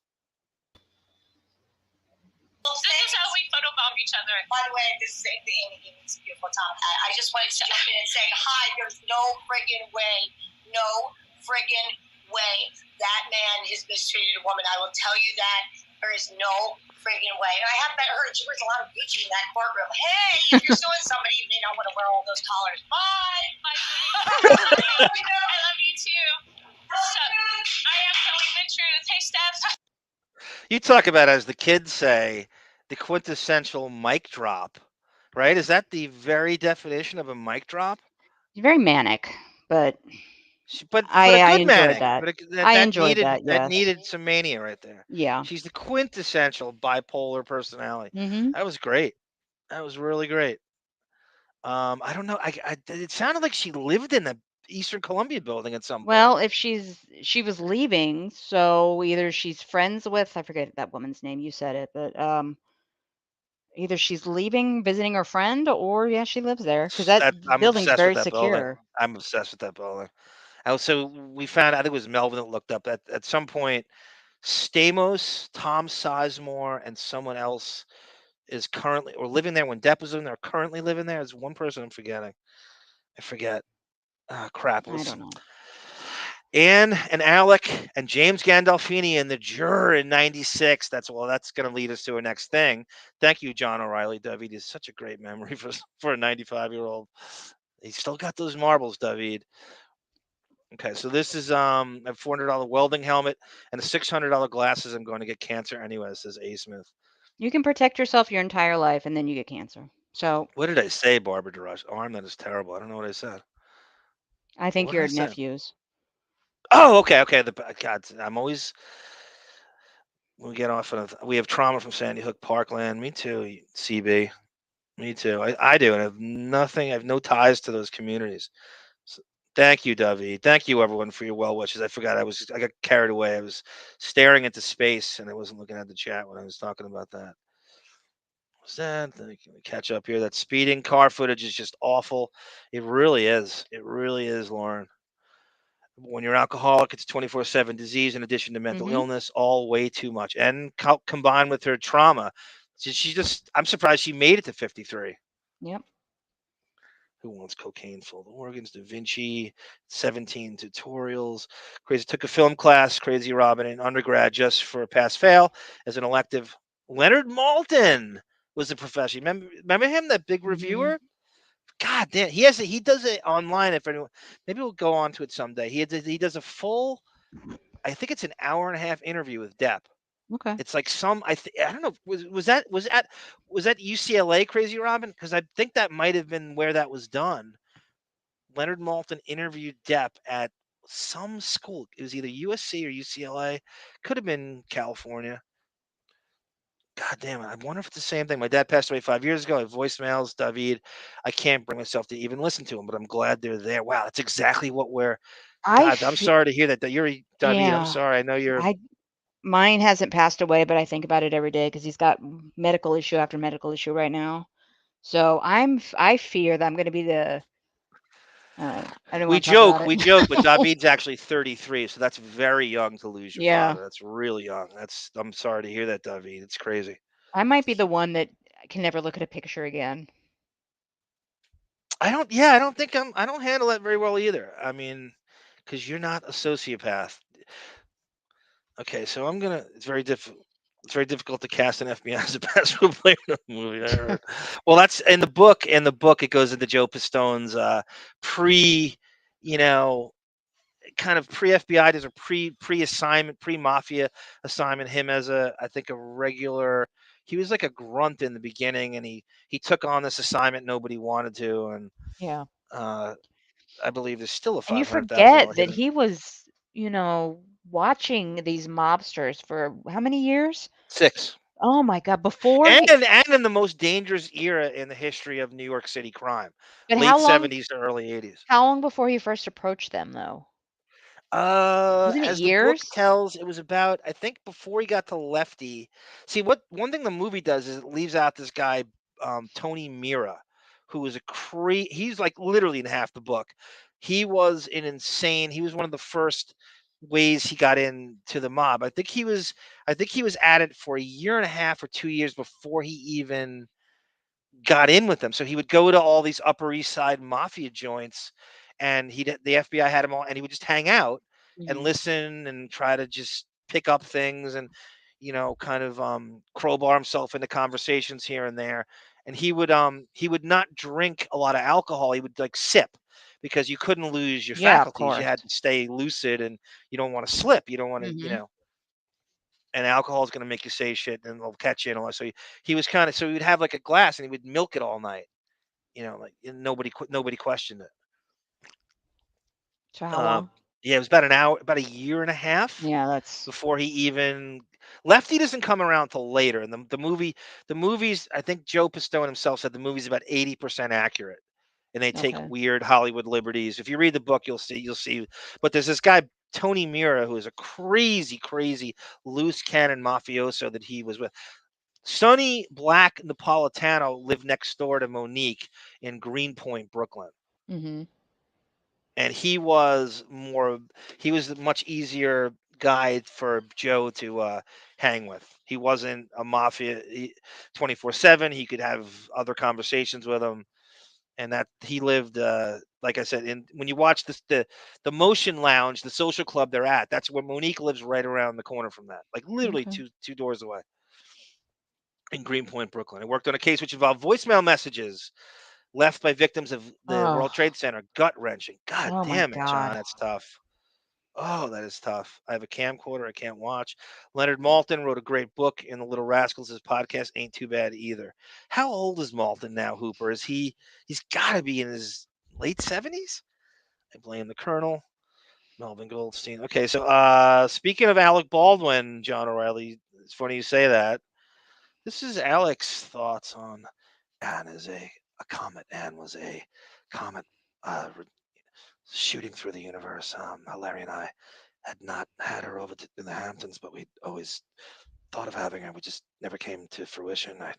So this is Alec Baldwin on Instagram with a really rambling. Of course. Anything else? Anything else that it would be? It's all about me. I wanted to take a moment to Not funny, but he is so say how sad I am about Anne Heche.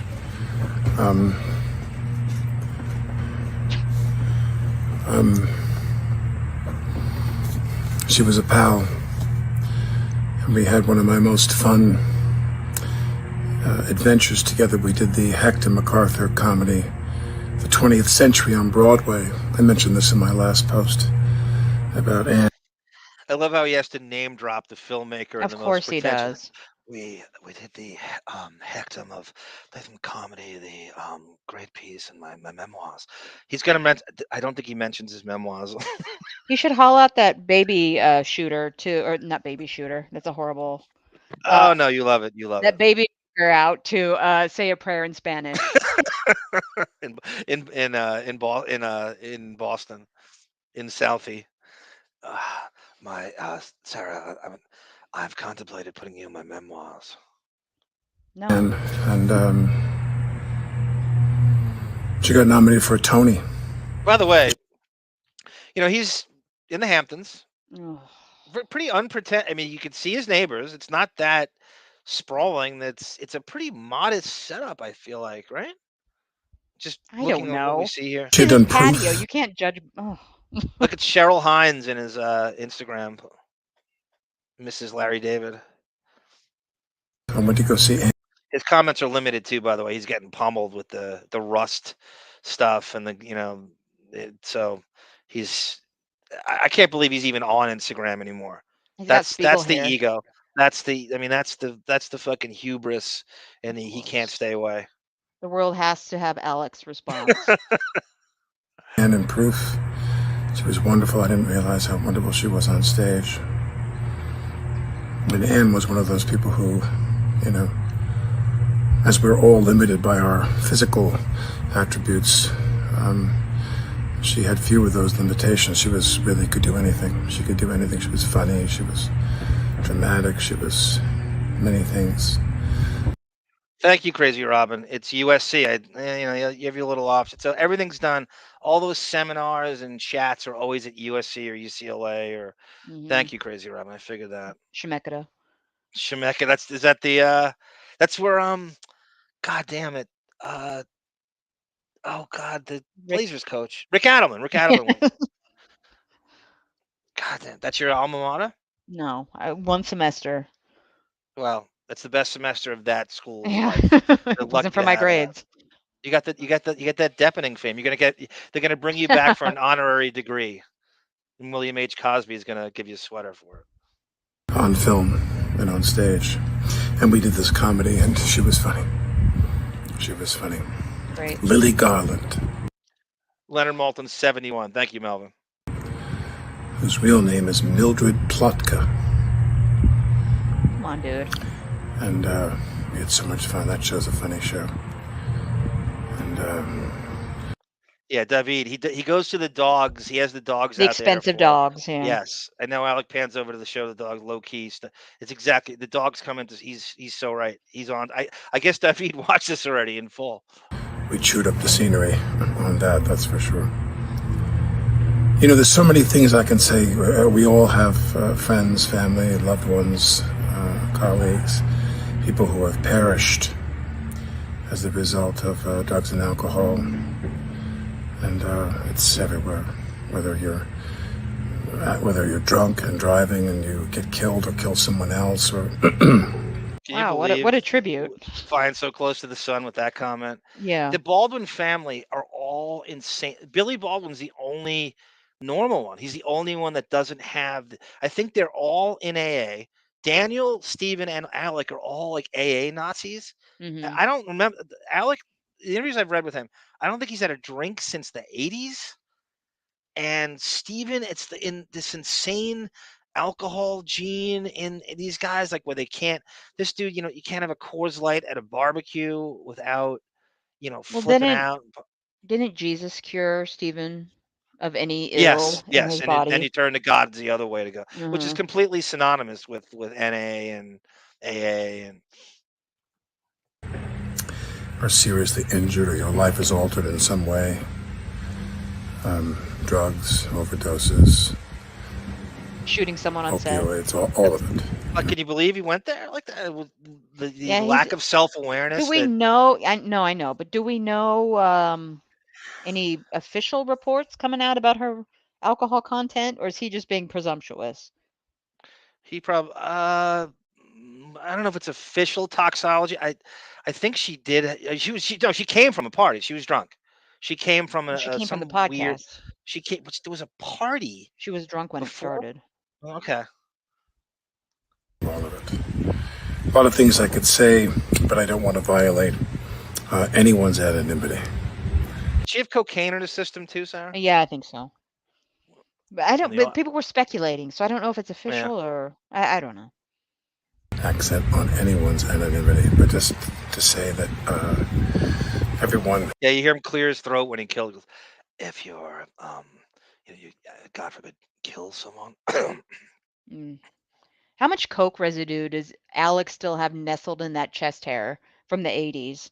So hush down That's a my little. question. That's a great question, Sarah. For any of you drug users, and G Canada, if you're in the chat, I mean, you know the road I've been down. I've lived a pretty outlaw, renegade life. I've had my bouts with cocaine. I've had it out with cop car chases and foot chases, and I'm here to talk about it. Me too. I've battled every substance demon there is.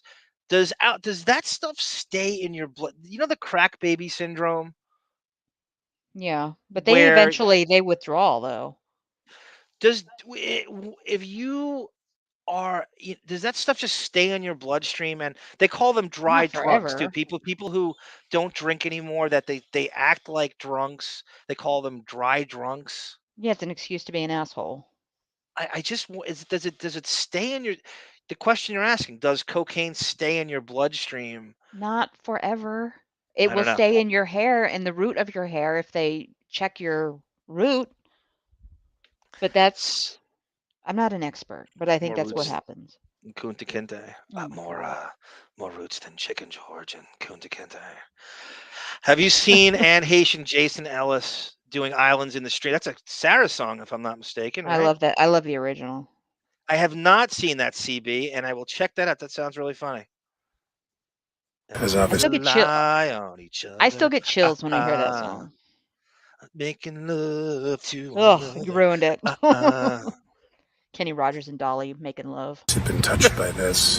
How about Kenny Rogers pit stains? That's an aphrodisiac, right? Roasters. I love those armpit stains he has. Ugh. For Anne, what a horrible way to go in such a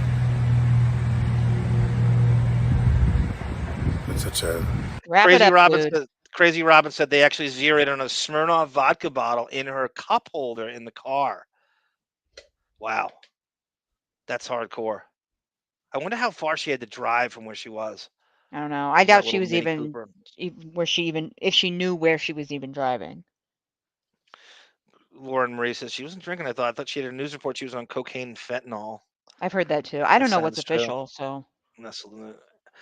The Baldwin's estate is actually in Sag Harbor. Yes, John O'Reilly, that's right. For those who don't know, it's like the north side of the Hamptons. It's not on the ocean, but it's just as pretentious and just as exclusive. That's exactly right, John. That's where Matt Lauer's hiding out, by the way. If you watch the morning show, the Steve Carell basically is playing Matt Lauer, and it shows him hiding out in Sag Harbor. Ugly way. Some people, thankfully, not many, but some people. Pete goes, yeah, arm the renegade using a D-scrambler to watch I Love Trouble. It wouldn't be so funny if that were true, because that is true.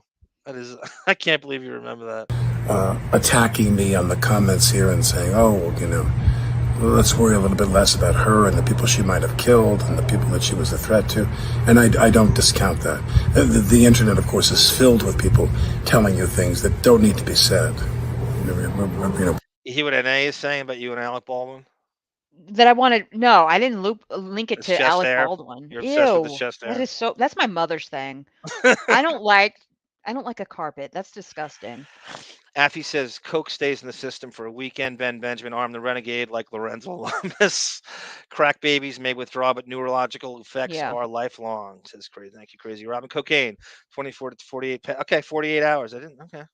Is everybody different? Other than hair, cocaine is very difficult to test for. It's out of the blood and urine within 72 hours. Thank you, Melvin. I know you didn't copy and paste that.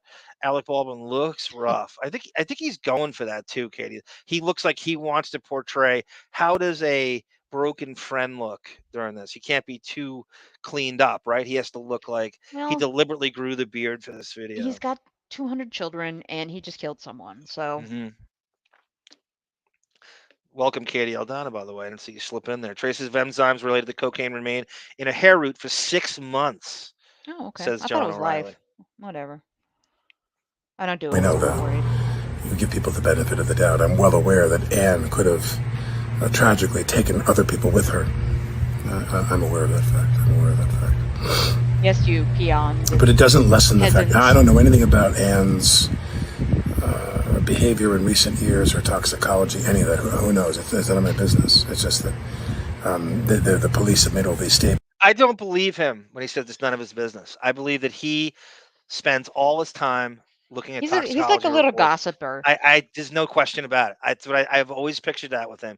That he doesn't want it on him, but I think that he and Hilaria do nothing like Howard and Beth with Us Magazine do nothing but snoop around for internet gossip. Mm-hmm. You'll never convince me otherwise. It's really none of my business. I've never felt like it was ever my business. I'll save it for my memoirs. You can read my memoirs. It's about that she was high and photographs of bottles on the passenger side seat or whatever. I don't really pay very much attention to that. All I know is this woman who was my friend and who I really, really admired and really cherished my relationship with her. She's gone. And avoidably so. Avoidably so. I get calls all the time from friends who especially at my age, it's their kids. Eagle. People who were slightly older than I am, their grandchildren. Friends of mine. Oh, God. People who want to know what are the best steps to take. How accessible do you think he is by phone that you could just call him up and divulge his stuff to you? It depends on your area code and what you can do for him. He's got, even though they're like politically worlds away, he's got so many similarities to Trump in a way. That's something, if you could just take that, what he just said, and Trump would go, I have friends calling me all the time, grandchildren calling me. They say, Donald, how do you do it? How do you stay so sane during? That's exactly what he just did. They're so similar. Mm-hmm. To lead the horse to water, if you will, in terms of sobriety. Because, oh, God. You know, it's the alcohol's fault. And it's Gun's fault. You know, I'm a drinking coach, and my first rule of thumb is it is not the alcohol fault. It's your fault. You did not learn how to drink properly. It's never the alcohol's fault. It is your fault, and that's what we got to work on. We got to get people out of AA and drinking again, so you could have, God forbid, 3 Coors Lights at a barbecue. It's never the alcohol's fault. It's your fault. The flip And it's certainly not the ice's fault. Leave the fucking ice out of it. on that is you can lead the horse to water, but you can't make them drink, and you can lead the person to the meeting, but you can't make them stop drinking.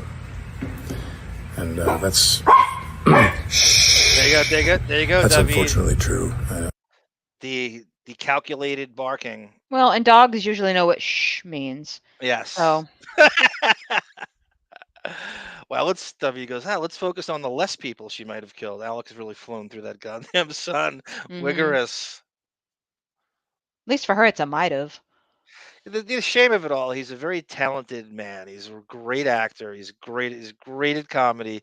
He's great at what he does. I'm not going to say for a second I don't think he's supremely talented, but he just ruins it always with this shit. He's an asshole. That could very well. I actually met him on New York. He was nice to me because I really turned it on. I did. You probably Oh scared God, him. it's just the craziest. I don't even know how to tell the story anymore or remember it. I saw him on West 86th Street walking towards Central Park he had an Asian girlfriend. She was a lawyer, and I remember that she was in her late 20s.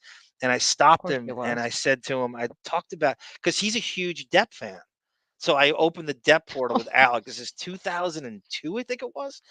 And he goes on. I said that we talk about Inside the Actor Studio with James Lipton. And he did this thing where he did push-ups on stage. He goes, when I get ready for a scene like Marlon Brando and anything he does, I would do push-ups, and I did push-ups on the street in front of him, doing an impression of Oh him. my God. Yeah, it was insane. I just I was cringed. out of my mind. I don't know what I just got into this mode of, and that was when he made those George Bush comments where he would leave the country if George Bush was president. And it was just, I was rattling off stuff about him on Howard. And I don't, this is where you wish someone had a video, like a phone camera back then that you could, because I can't prove it, but because I just got him, his girlfriend staring at me like I was a mental patient. She was probably 30 yards away, closer to the park, and he's engaged with me for like a solid 5 straight minutes. Like 5 minutes is a long time to talk to someone. And I was just I was just barrage of shit that I had gathered on him in my head, and I'm just going into this stream of conscious. I literally did push-ups on the street. I'm never going to recover from this. Oh, it was okay. He goes, Marlon Brando, before he did Streetcar Named Desire, would do push-ups to get ready for the scene, and I was quoting that, and I just saw him Inside the Actors. I think he was the first guest on. It was funny and cringy at the same time. Do I regret it? No, I'm glad I. Hold me, I'm cringing into paralysis. in most cases, the best thing you can do. No. Shh. The best thing you can. He's such a piece of work. He's a shithead. He's he's so insane. I laugh at you. I'm going over the line out. I can't even take it serious. I'm just laughing at everything he does. I know he's it's just so ridiculous that I now can't take anything seriously. Do is and the most you can do is to support them in confronting their disease and their addiction, and just be honest with them. That's exactly, Affy. That's one of the first lessons I teach in drinking school. That you lower the percentage, you water it down. I take your drink and I cut it in thirds. Oh, are we offering a coupon code for your services? Yes. Did somebody say that in the chat? No, I'm asking. Oh, we need a grift. Brilliant. That's pretty brilliant. A coupon code.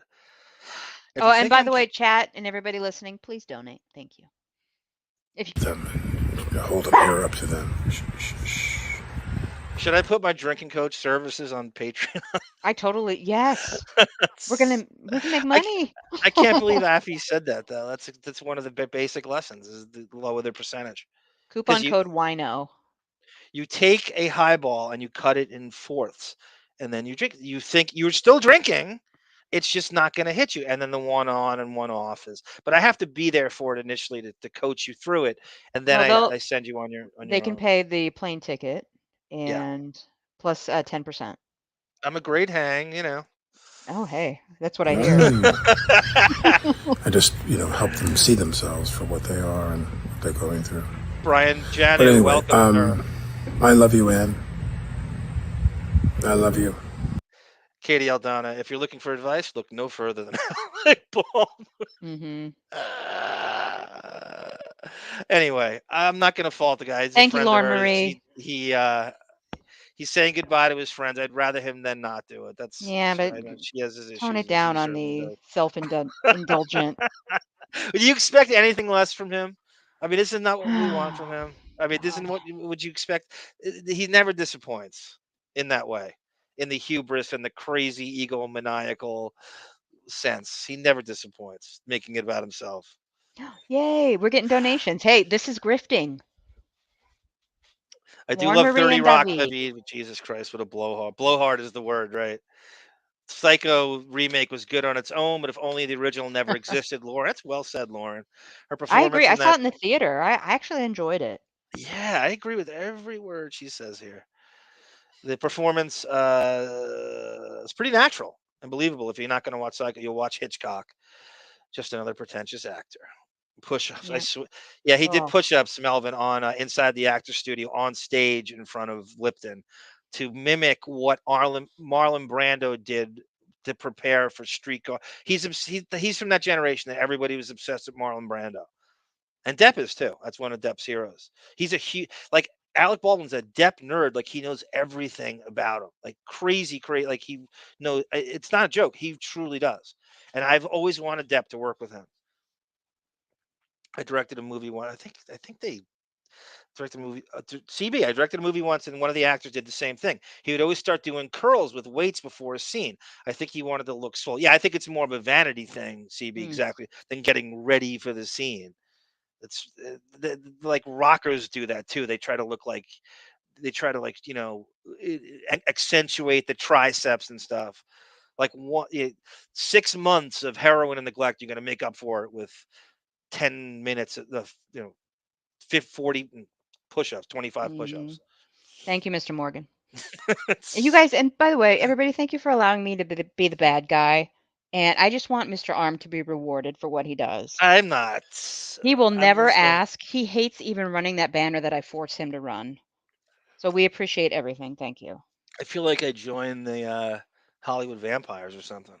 By the way, I can't wait to. I don't know when we get back to this, but I want to show everybody, like, because like the Tracy Jacobs transcript is so many underrated little nuggets, and I love.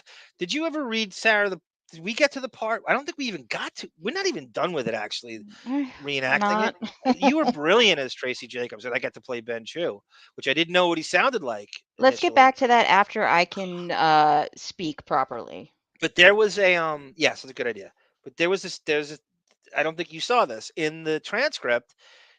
Alice Cooper's manager is a huge fight with Tracy Jacobs where Depp is not getting compensated for the Hollywood Vampires. He's basically doing it like on scale. And you saw the thing we talked about Trump before. It was when David and Balo were we were flashed through his finances. We were going after the Dior money he was getting. So it was a constant barrage of $4 million, $3 million. I think it went up to 7 in the thing. And when I rewatched it, I paused it and it said The Art of the Deal. So the Trump movie he did for Funny or Die in 2016, he got $80,000 for that. Yeah, wow. Which is crazy, right? To think about. See, and again, it's really underrated thing he did. I don't know why it doesn't get a lot of attention. It gets almost zero attention. I think it is brilliant. It is brilliant. He plays a cartoon version of Trump. And Depp looks like it, and I mean this in the best possible way, a cartoony and they reenact what The Art of the Deal would have been like in the 80s, and it feels like an 80s movie when you watch it. And it's really, they do a USFL scene when Trump with the New Jersey Generals, and Andy Richter, I think, is in that scene. All right, what else we got? So anyway, let me just finish the Alice Cooper thing.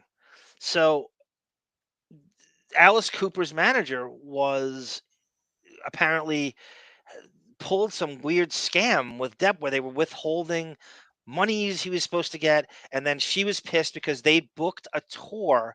The Hollywood Vampires were constantly an albatross around Tracy Jacobs' neck, and I think that was their breaking up was she thought his company, she wasn't supportive enough of his pet projects because he was broke.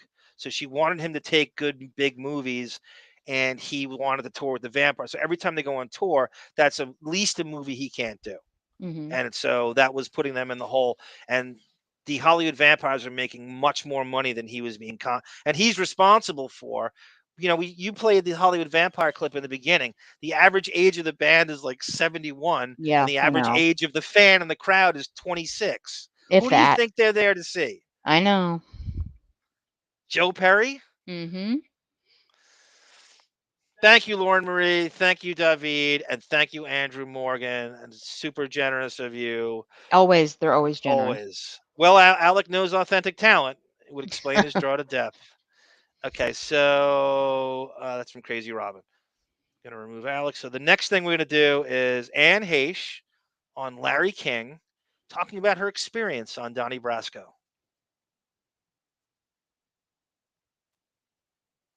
What was it like working with Johnny Depp? Heaven. Anne. Sorry, he was with another girl at the time. She was a supermodel. So I didn't really feel like I could compete. Would you I love how she couldn't say Kate Moss's name there. Yeah. have dated him? By the way, I think Anne Heche is more attractive than Kate Moss. You heard it here first. I don't care I how agree with that. nonconformist they sound. I said think that she's during the in trial. every Like, way. I've never found her. She's okay. I mean, She's okay. I could see what she had that look of the '90s with the emaciated thing, and I could see how people would. She's not my type. That's what I'm going to say. And I find Anne Heche more attractive than her then and now. I think she's 4 years older, which is not a big deal. Are you kidding? He wouldn't have dated me. What are you kidding? Oh, please. By the way, are you putting yourself down? Why wouldn't he have dated you? He was your husband. Way too uncool. Oh my God. Oh my God. Johnny was like, here's the advice he gave me in the trailer. First of all, who would have thought that I got that? I mean, it's so amazing to even get that opportunity. I'm sitting in a trailer with him, and what's his advice? He's sitting there like this with like 3 people around him, and he goes, don't ever get tattoos. It gives you another hour in the makeup trailer. And then I got to kiss him. Like, oh man, I got to slap him. Oh. and that's I got to prime slap Depp. him. He really wanted it too. Did he? He wanted me to come home with him after that. Larry's turned on. But that turned to... Well, in that case, Anne, will you come home with me? Because by far, you are one of the best bisexual actresses I've ever seen, and I'm going to write sit that in my down. lap, honey? Anne, would you like to hear my Sandy Koufax story back in Brooklyn? Something you can smoke. A great movie. No, I wouldn't have dated him because I was always too stupid to date the people that asked me that I should have. Donnie Brasco was a great movie. It was a great movie. I feel very lucky to be a part of it. That's so sad the way that cut out. There's a great interview with Depp and Larry King. I think he's promoting the Rum Diary. No. I think. And I have it saved on a hard drive somewhere, and it's Depp in his office with Larry King, and there's a lot going on there. It's not a hard-hitting interview, but it's weird. It's interesting, and Marlon Inside his Brando did. office. It's in his office, and you get to see a panoramic thing, and it's not a common thing. You got to see that back then. Larry King was friends with Marlon Brando. I think that's how that came together. Of And course. it's an entire hour, in the old school CNN. And we're going to do a show on that because it's good. It's different. There's a lot of weird quirks you can glean from that, especially they're going around his office and looking at. For a guy that hates watching himself in movies and is very kind of reticent about, he has an awful lot of pictures of himself all over the wall. Yeah. I mean, he has a picture of himself with Rolling Stone with a plunging neckline down to his navel. If you can't watch yourself on screen, how the fuck do you have that hovering in your office that you're staring at all the Only time? thing I can think of, and maybe he found pride in being on Rolling Stone. Yeah, you're right. But yeah, it wasn't really Rolling Stone then anymore. David writes, the Hollywood vampires are the Beatles to King Norris's Oasis age. I like a lot of Oasis songs, actually, David. That's exactly right. Oasis is constantly go, oh, fucking Beatles ripoff, but everybody is. But Mhm. they were. I do like a lot of. Oh, by the way, I don't know if you knew this, David. When we go back to Depp's music history, he was in rotation with Oasis. He's very good friends with the Gallagher brothers, and that was during the Kate Moss era. In fact, I think he did a track or two with them. People forget that. Remember that, Sarah? The Oasis Steps Oasis. I don't remember that. What's the word I'm looking for? His Oasis. Not saga or era, but I'm trying to think. I can't think of the word. But Lauren, but constantly go back to your past podcast where just go you two narrating when I'm out for a walk outside. Great for headphones as background. Thank you, Lauren. That's a phenomenal compliment. Thank you, and I want to apologize for our first 2 episodes. We were just fooling around. We said I initially, I know. was like, Do let's you just free associate Depp's life right now to prove we deserve to do this do you without know how many anything. that first episode, I've said this before, but I've probably since gotten 6 more. I get so many copyright claims on that first episode. It's been banned in France twice. Literally, I'm not even exaggerating. It's like the Roman Polanski. Maybe Roman Polanski should exile it with him or something like that. Yeah, I don't know. I'm shocked it's still up, and they just by default don't take it down. I'd be fine if they did, but What specifically? What's the last copyright you can remember getting on it? it's to do with one of the interview clips we showed, but we're talking over the entire thing. Right. So technically, it's fair use, I guess. I don't even fight it anymore. These are times where I'm not claiming to be a socialist or anything, but capitalism can be so Yeah. screwy and irritating especially with this copyright Nazi shit.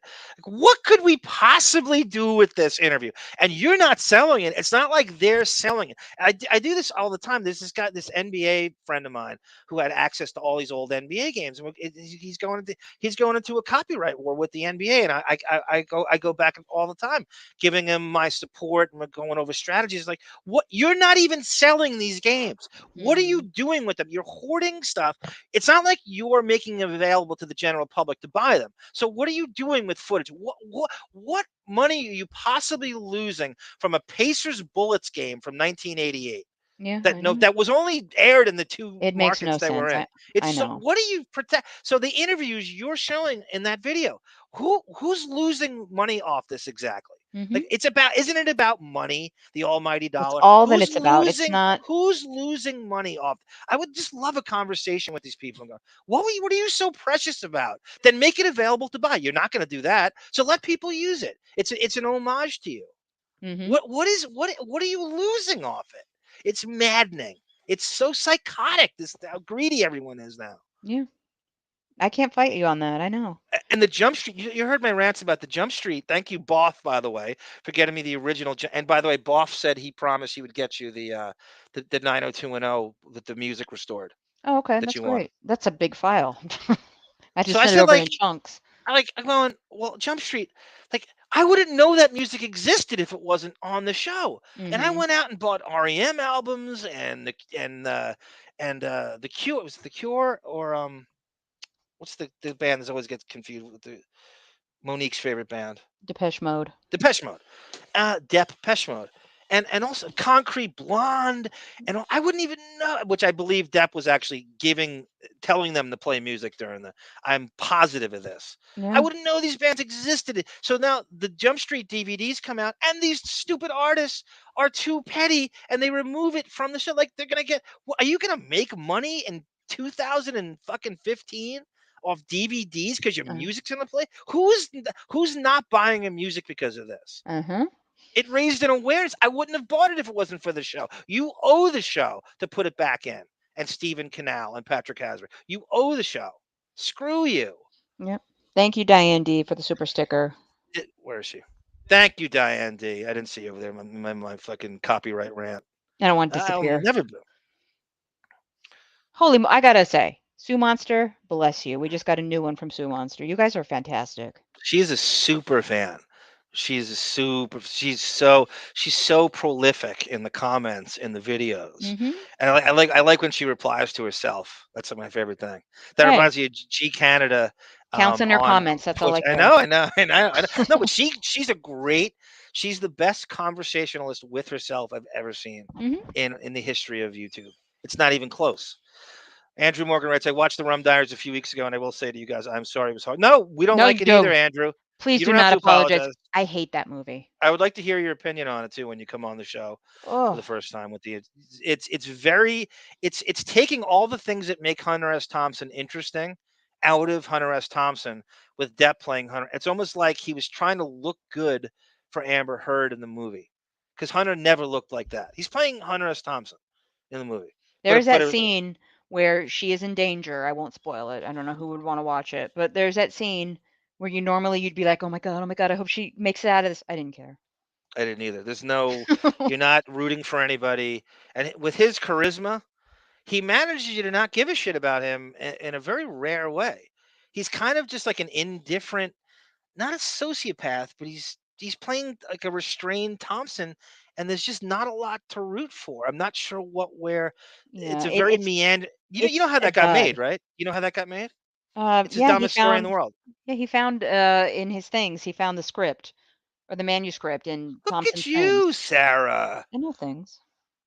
Look at you. I'm It impressed. it also in terms of that movie, it doesn't help her name is Chenault. I want to Yes, the scratch my eyes out. stupidest name because everything Thompson does is Thompson wrote this obviously. So Depp tried to slavishly follow the script, and it's Hmm. not good. It's Thompson never released it for a reason. Yeah, It's there's a sitting reason in the it got basement. buried in the bottom of the drawer.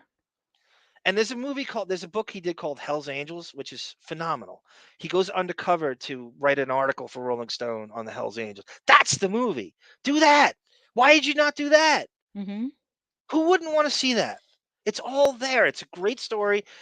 He exposes like a lot of the stuff in the Hell's Angels, some of the rapes and stuff, and um, just the crazy, the drug dealing and all the stuff in the history of the hell. It's incredible, and it's a book, and that is a movie. That it's right. It's all right there for you. But he Hmm. does it, and he wanted to kiss Thompson's ass in a way. Let me take the book you never wanted to release, and I'll turn it into a movie, and just crowbarred on you. It was a $40-something million, and that's how we got Amber Heard, and that's how we got the trial. I mean, that you can. I say this all the time. Go back to blame Hunter S. Thompson for anything Amber Heard. His obsession with trying to impress Thompson is how we got Amber Heard Hmm. because he insisted on casting her because she probably came cheap because Johansson and whatchamacall from Pirates. Why can't I remember her name? I blank. The female Penelope lead in Cruz. no, no, no, the younger. Oh, what's her name? We're too we're Oh dear too God. expensive. And so you're going to save on the budget and you're going to cast Amber Heard instead of Yeah. Scarlett Johansson, who was a big star at that point. She'd become, she had the Academy nom for Lost in Translation, and so they couldn't afford her. And I don't, and then Depp pursued her and pursued her and pursued her, and it was a classic cliche casting couch scenario with those two. And Keira that's how Knightley. we got the trial, and that's why we're in the mess we're in now. You blame David says Hunter S. Keira Thompson. Knightley. Keira Knightley, thank you, David. Right. And John O'Reilly, thank you for the $9.99. And I'm gonna force Arm to buy a hot dog. I actually have to replay. I gotta get to. I guess the Kirkland dogs. I gotta get back to those. The best hot dogs on the face of I the just earth. renewed my Costco card. I'll ship you some. Can you ship I don't know. I would hot never do that, but Crazy Rob? Copyright shit is just an exercise in being yeah, a dick. absolutely. And Affy writes, "Yeah, guys, you got you." He goes, "Oh, you're gonna make 75 cents. YouTube doesn't want that." You're I don't generous even with think it's 75 that much, cents. Affy. I don't even think it's that much. We have a video. It's a weird video I spent 5 minutes on, but it's got 7,500 views. We have literally made, I think, 60 cents off of that in Right. ads. So we're not even gonna be close to. I put a foot up your ass That's before why you I can don't get even close to bother. me. If I want to play a song, I'm just gonna do it. Yeah, I mean, if it fits, if we get a lot of compliments on the the Viper Room series and it Mm-hmm. was kind of more. I think I was pushing for it because you wanted something else, and I said that the Motley Crue song "Wild Side" fits the opening. Like it just captures everything about the Viper Room and that Sunset Strip, and I just felt like the way. And you did such a brilliant job incorporating that. So we played the karaoke version of it, and Yeah. still got a I copyright. still got hit. Yep. But you did such a masterful job of blending that song into the opening because you see the Viper Room and the Sunset Strip, and it's like it like blinks as the sign's going. It's like my favorite. I love that. Absolutely love that opening. God If bless. Amber played Anne Frank, the audience would rise and scream. She's in the attic. Sometimes I think Can't David's a better comedy say. writer than he is a composer. Yeah, I can't say that's false. Thanks again, Sue Monster and John O'Reilly, sir, and all your legalese brilliance that was effortlessly wielded to us during the trial. I couldn't believe how right you were. Ben Shu would be lucky to have you shopping at his Sharper Image catalog, going to all the North Virginia steakhouses that Katie Aldana knows so well. You're breaking my heart, guys. I love the book, The Ramdar. The book, it's not the book's probably better than the movie, CB, but I mean, I don't. It doesn't. Try to watch it again. I liked it less the third time I watched it because I know what could be done with like Hell's Angels. Enjoy a 20-ounce soda and a slice of arm. I mean, thank you, John O'Reilly. Hell's Angels. They jumped him, Dorian Morgan, because Thompson defended. They were kicking around a woman, and Thompson stood up for this woman. It was like one of these Hell's Angels broad biker groupies that hangs out with them, and they were, they're all chauvinists, I guess, and they're like, and Thompson said something like only a gutless worm would slap around a woman, and like Mm-hmm. 6 of them like jumped him or something. That's how that went down. And he Yeah. was, defending. It's a noble way to go. It's You even want to more hear about gutless. Hell's Like Angels? Go to that Monterey story about them. They were providing security for that concert. I think it was like in the 60s. Remember Yes, that story? yes, Yeah. the Stones. Yes, yes. Yeah, they just started beating black men in the Oh, crowd. it was a racist thing. Well, yeah. Oh, I didn't know. I didn't know. Altamont is that? Was it? Oh, is it Altamont? I think it's called Altamont. I have Monterey I in my didn't know head. that. I didn't know the details. I knew it was they provided No, you're right. security for the Rolling Stones. Yep. It's like biker music. The Rolling Stones are kind of like ZZ Top. That's another Depp fucking god. Billy Gibbons from the Z. Yeah, Depp's friends with all these people. 69. Because you should make I'm sure there's an album. I'm sure there's like something you can find. Biker music, it's like ZZ Top and Rolling Stone. You know what I'm saying? You know when you hear it. Mm-hmm. Sons of Anarchy music. Yeah, Joe they killed a Cooley woman. music. Yeah. Anyway, sorry. Okay, in Altamont they killed a woman. Yeah, they killed a woman. Okay, Meredith Hunter. that's her name. Mm-hmm. The Rolling Stones steal music from blacks blues musicians and then have blacks attacked at their concerts. They're very I think it was really cheap great artists. security. Oh, totally. Was it free? They provided them beer and Yeah, probably. free whatever. Yeah. I don't even know if they got paid. Marijuana and beer. That might be true though. That I like you're joking, but I think that actually there is some truth to that. Yeah, it's the time, so I wouldn't doubt it. Okay. You wanna launch into Paul Barresi?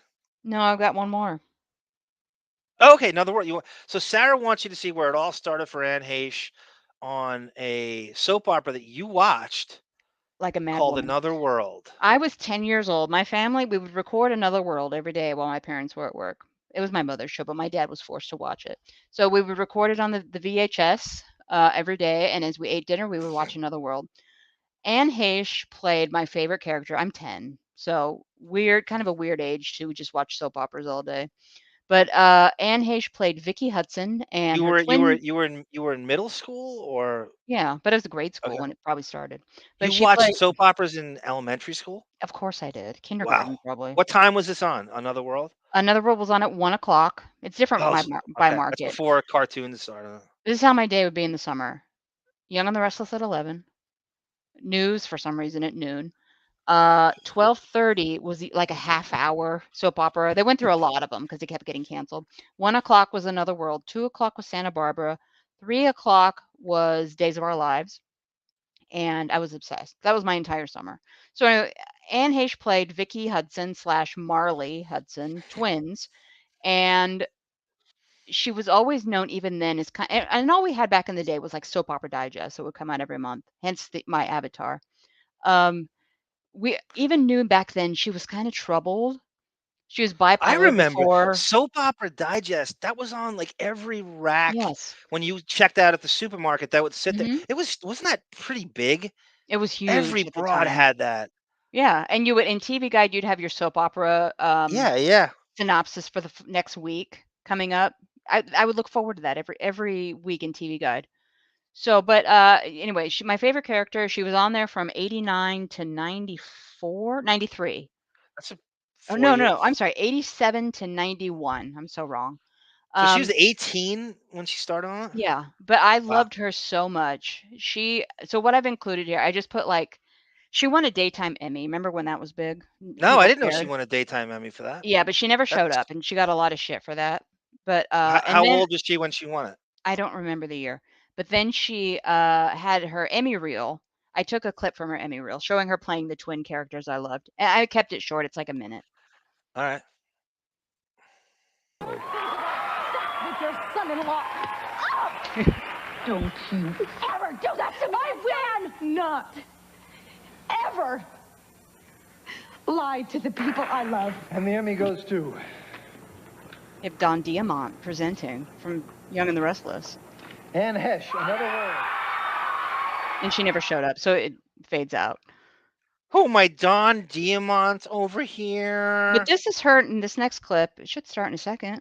Did No, it freeze up? I paused it. Oh, okay. But this is her playing twin sisters. The effects are not bad for the late 80s. So Yeah. you kind of get lost and you kind of think it's like two different actresses. Right. Anyway. Dory Morgan, they claim the black guy had a knife. To this day, Sonny Barger claims it was justifiable. Oh, I've known yeah. a lot of these guys, all bully assholes. Thank you, Dorian. I didn't realize that was the update. I want to. Is there any documentaries you can watch about that? Yeah, of course. There's They had a gotta be, behind the right? music. There was a behind the music Okay. that was, Maybe I can find that. I'd like to I see think, that. dedicated to that. I'd like to know more about that. But even back in those days, in the late 60s, it's even easier to frame a black person, for a crime and set him up to be killed. The Grateful Dead, which is Oh, very the Grateful hippie-esque, Dead. also did, right? So they use them. They Oh, both use them. God. Yeah, I'm flashing back. It's a bad time to flash back when you're having an active The discussion Grateful about it. Dead is from San Francisco, which Mhm. is like there's a lot of ties to all things biker and Hell's Angels with that Northern California area. So it's almost like I could see that. So the Stones, it's both the Grateful Dead and the Stones use them as security Yeah, probably. at some point. Crazy Robin, since we're on soap operas, my family was an ABC soap opera fan, hardcore. I get it. That was what we had back in the day. TV Guide and Soap Opera Digest. You were bringing up good memories, Sarah. I look back, I would spend time with the older women in my family, and we would watch the stories.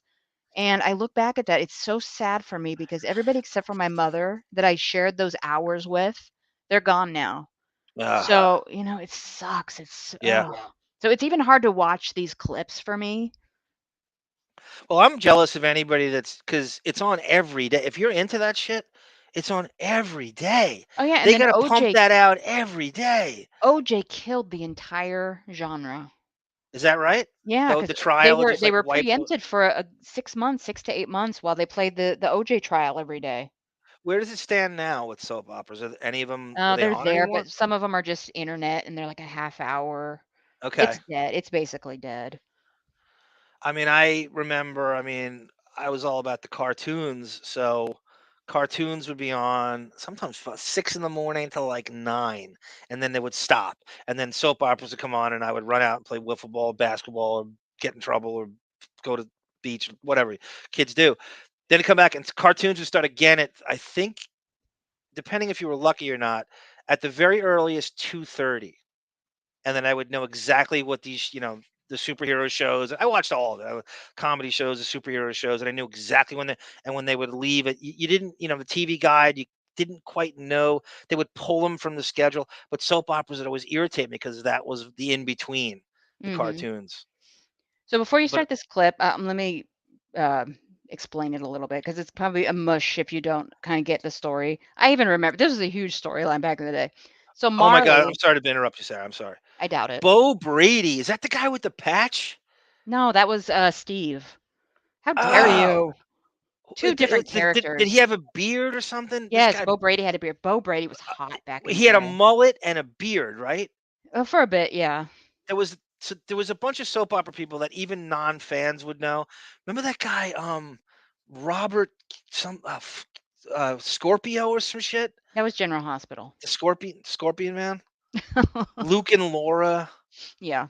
that kind of. Mhm. My sister loves some guy named Robert Scorpio. I I remember that. watched General Hospital in the bad era when it was just like the mob, where it was Sonny, Jason, Courtney, and Carly. They had 4 characters they only showed, and it was just in a rut. And I watched that entire thing. I had to stop because I was so tired of it. Crazy Robin. My family, ABC soap opera fans, hardcore. You may because you stay on the same channel, right? That's the move, Yeah. Sarah. You never It's leave too the channel. difficult. Too difficult to change the channel back in those days. Would they cross over like the Marvel universe? Like would they be in the same universe Yeah. if they were on the same channel? Yeah. Like Lauren would the Marie. different soap operas be related? You know what I'm saying? Like they were in the Yeah. same universe, like I was Melrose obsessed Place with and Swans 90210. Crossing, Lauren Marie. I know exactly what you're talking about, and it didn't last long enough. They canceled it. See, that's something Depp never had to do. If you're a Johnny Depp fan, you wish because you could get to watch him every day. Yeah. You know, like you had that a little bit with Jump Street, but wasn't Luke Perry on a soap opera? I think As the World Turns. I didn't watch that one. Kevin Bacon was on one. Alec Baldwin was on one. Most were because that was Yeah, the thing. I would love to have, if Depp were on one, you can go back and where would you find these now? You can't find. Are there like soap I opera don't. I subscribe to torrents? Another World. Ugh, I can't see my I can't talk. And I subscribe on YouTube to Another World channel where Right. this guy somehow has these clips from the 80s and he posts them. So I check those out once in a while, but that's the only thing I know where to go to find it. If I could find classic Days of Our Lives from the late 80s and early 90s, I would be all over that. Thank you, Vita Simpson. I enjoyed the documentary for no good reason. Depp visits Ralph Steadman. That's Hunter S. Thompson's personal artist, Mhm. and for Rolling Stone, he worked for Thompson. Great story. I've not seen that in its entirety, Vita. That's a great call by you. I don't know. It comes and goes, and I never sit down with it. I've seen clips of it. I've not seen it from beginning to end. I don't know. Does Depp hang out with him the whole time, or does he just have cameo appearances? Because Depp does a ton of Hunter S. Thompson documentaries where he's in it and kind of voices it over, and there's got to be like 10 of them. It seems like Mhm. it brought the family together. Says Crazy It's Robin. exactly right. I Crazy miss Robin those called it her days. stories. Does you call it your stories? I never called it my stories, but yeah. I remember my mom used to be in a bowling league on a Tuesday, and all these broads were obsessed with the same soap operas, and they would throw gutter balls just to get the game over with to run home and watch soap operas Mhm. because it was like a storyline going on that was everybody wanted to watch. Yeah. Let's play that clip. It's only like 30 seconds. Okay, pause. What happened? Pause. Okay. So, all right. So Marley, twin number 1, just comes from visiting Jake, her soon-to-be ex. He attacks her. It's alluded that he raped her. So Vicky is comforting her. Vicky goes off. Vicky's the strong one, my favorite. Okay, go ahead. What's the other broad's name? Marley and Vicky. Marley is the one with the hand on the back of her head. But what's the Vicky, actress's name? it's Anne Heche. She's playing 2 No, characters. who's the other act? Oh, that's herself. Shit. Yes. I thought that was coming later. Damn. It's only Anne Heche. They do it so well too. Like the effects. Yeah, that's good. That's really good. He's gonna do something like this. Baby, he's not gonna hurt you again. I'm gonna take care of him. No, Vicky, you can't go there. What he did to you. Vicky, no, you can't. You better be going. You can't see him. He's hurt you too many times, Marley. He's not gonna get away with it again. I'll be back. All right, that's it.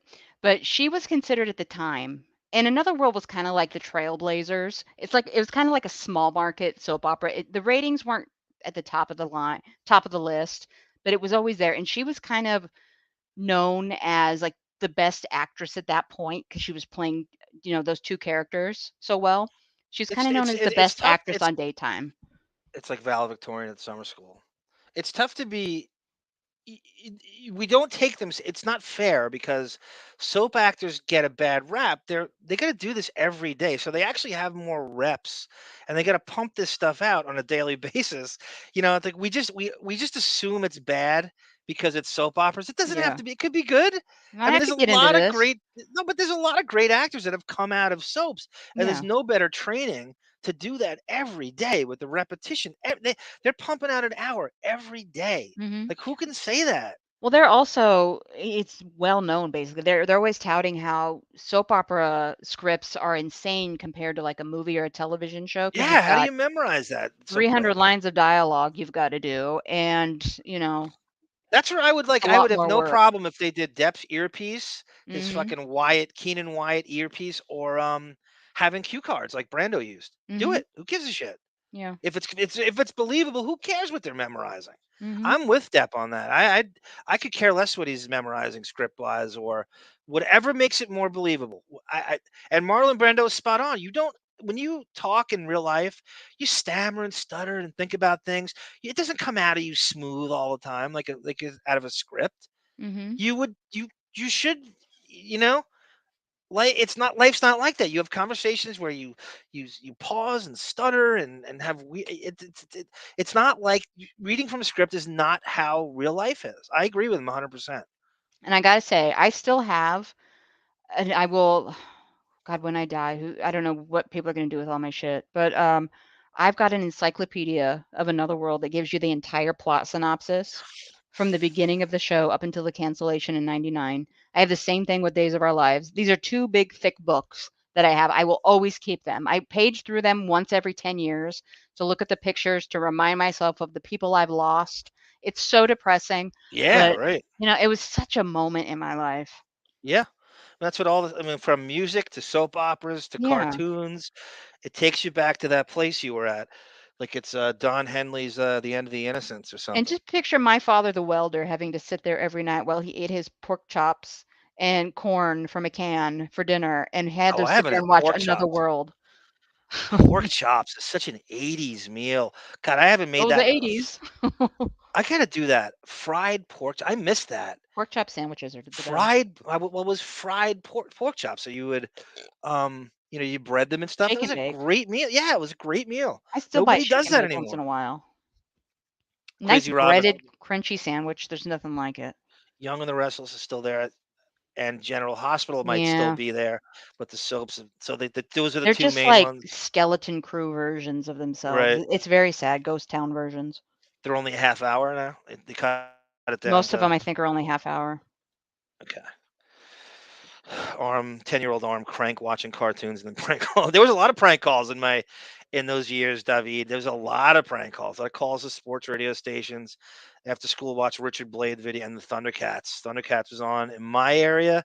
I think it was 4:30 on Fox, my Fox affiliate. Thundercats. By the way, your cartoon charismatic cat looks like she could be the daughter of the lost daughter of Panthro. Well, She she's looks like she's gorgeous. the same color scheme as Panthro, everyone's Mhm. favorite Thundercat with the nunchucks. Mhm. Lionel, why are you not pounding the Thunder Tank, Lion? You know who did the voice of Panthro? Bill Remind me. Cosby's dad, Oh, Earl that's right. Earl You told me Hyman. that. I Yeah. couldn't believe it when a Cosby Show was on at the same time, and Mr. Cosby came on. I'm like, holy shit, that's Panthro. Like a Mhm. lot of times, when you're a kid, you can't put it together. I'm like, I actually noticed that. Like, oh my god, that's Panthro. That's Mhm. crazy. Hey, I have an idea. Are you listening? Look at what David brought up. Your crush in the Jeh. John Eric Hexum was a very good-looking man for the time, and it's very sad how he died. He died. Did He I got shot on set. did I tell you that he was? There was rumored he was going to play Captain America I remember when they. hearing that. Yeah, that would have been great casting back then. Yeah. Speaking of shot on set, this is so off topic myself. I was watching a music video from the Crow soundtrack. God damn, Brandon Lee. Mm. You said you liked The Crow 2 better than I saw The Crow first one. 2 in the theater, Who played him but in that? Vincent Perez or some shit? yeah. But The- what a waste. And oh, if you've thank ever you. seen, Google it if you've never looked at it.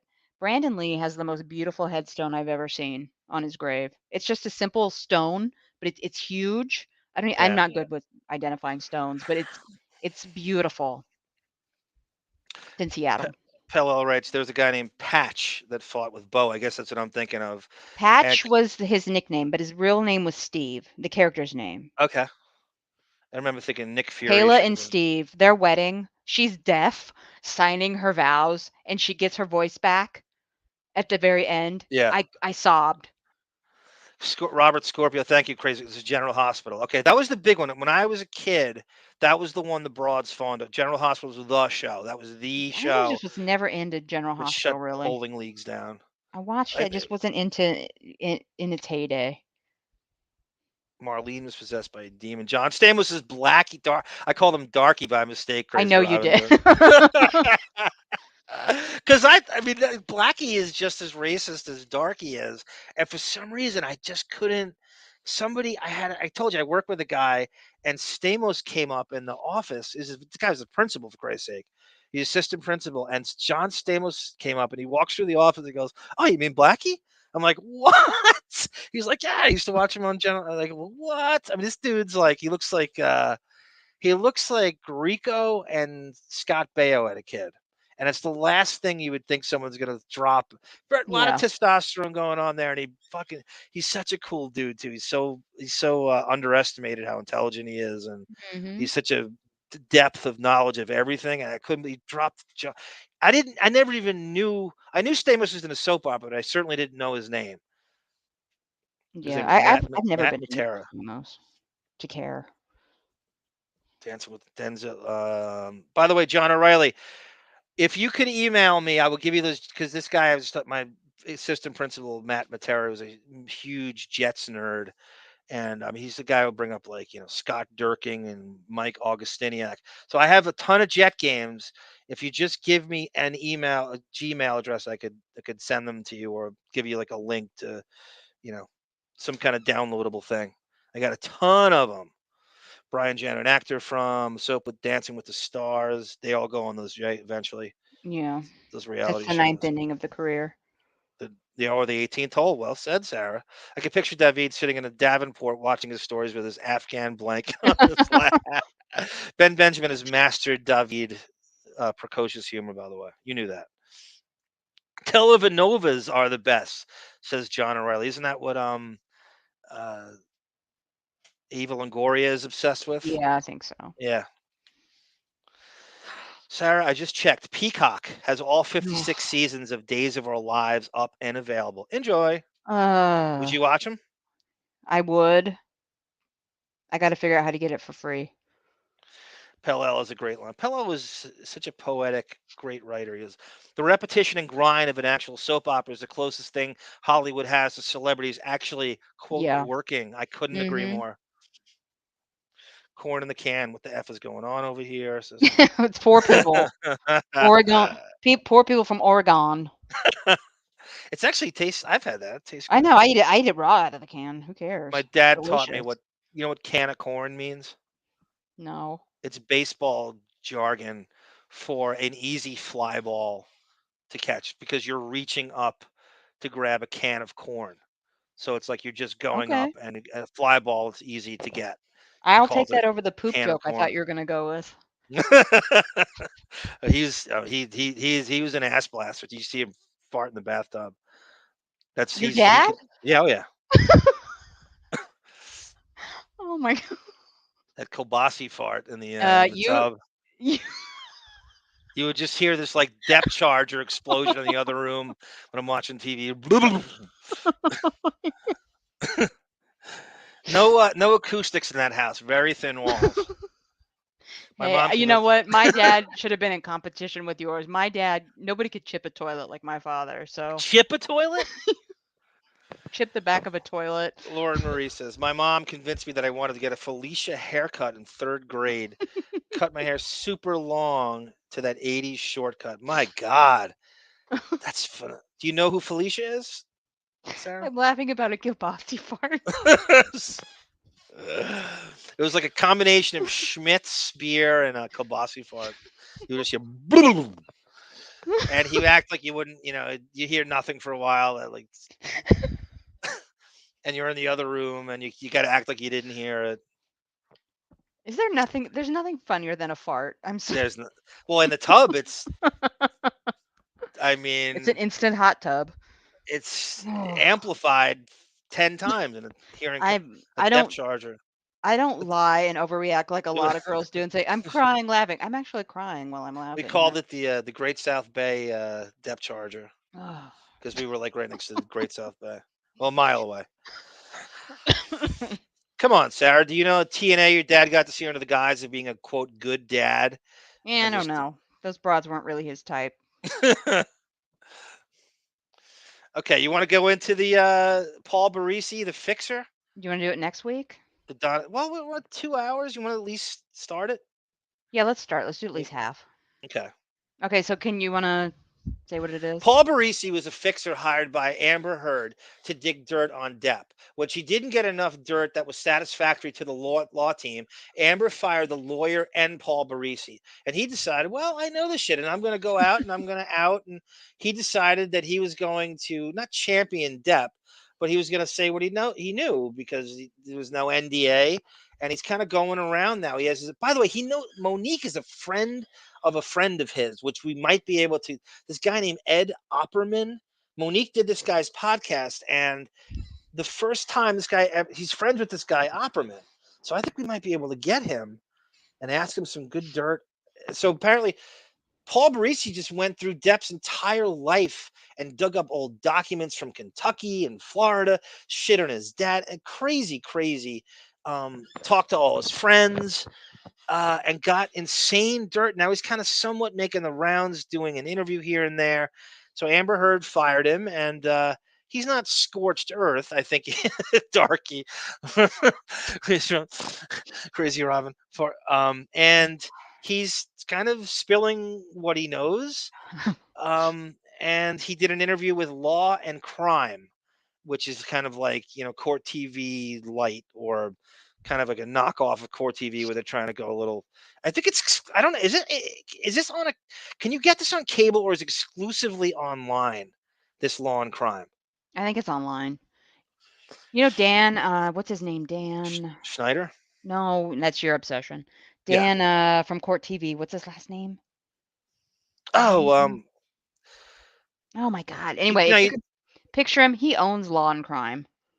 Oh, okay. I didn't know that. So this is that. Hold on. Sorry. Lauren Marie, I have to address this. Felicia Gallant was one of the main characters on Another World, had a haircut like Zool from Ghostbusters. Oh, you guys are all killing me. Don't you love these names? Gallant. Yes. Gallant. Felicia Gallant was like the most popular character on Another World. Okay. It's a cool name, though. Dan Abrams. Thank you, Crazy Robin. Dan Abrams. Sarah. Yeah, thank you. Thank you. He used to be on ABC. Bush galore, yes. But he's the one that was giving out the, well, not him personally, but he was the one responsible for the copyright strikes that were going out during the Dan Abrams just resuscitated Chris Cuomo on his network. He has he has a new, like, I hate it. I like him even less. Anjanette Levy, and welcome to this latest. He looks like Billy Bob Thornton does now, but Billy Bob Thornton's hair really should be. And so this guy is like, if you ever watched Ray Donovan, and I know everyone's probably seen Breaking Bad, and I think even Better Call Saul, that character Mike Ehrmantraut is a fixer. This is a guy who you call when nothing works. And so it's a fascinating guy and life. And I think we really should, dive into this, because this Anjanette Levy, you saw her a little bit. We played. She's an interesting dichotomy of Jew broad last name with a super Italian last name. I guess she married Jewish. Anjanette's a clear Ginzo name. I gotta say, a little background on her, very little background. She's a Jew. She made the mistake of, during the Depp trial, saying something positive about Depp and his case, and ever since then she has been mercilessly attacked by like a biased fangirl trying to be a journalist. Yeah. she's the right age where she would be watching Jump Street too.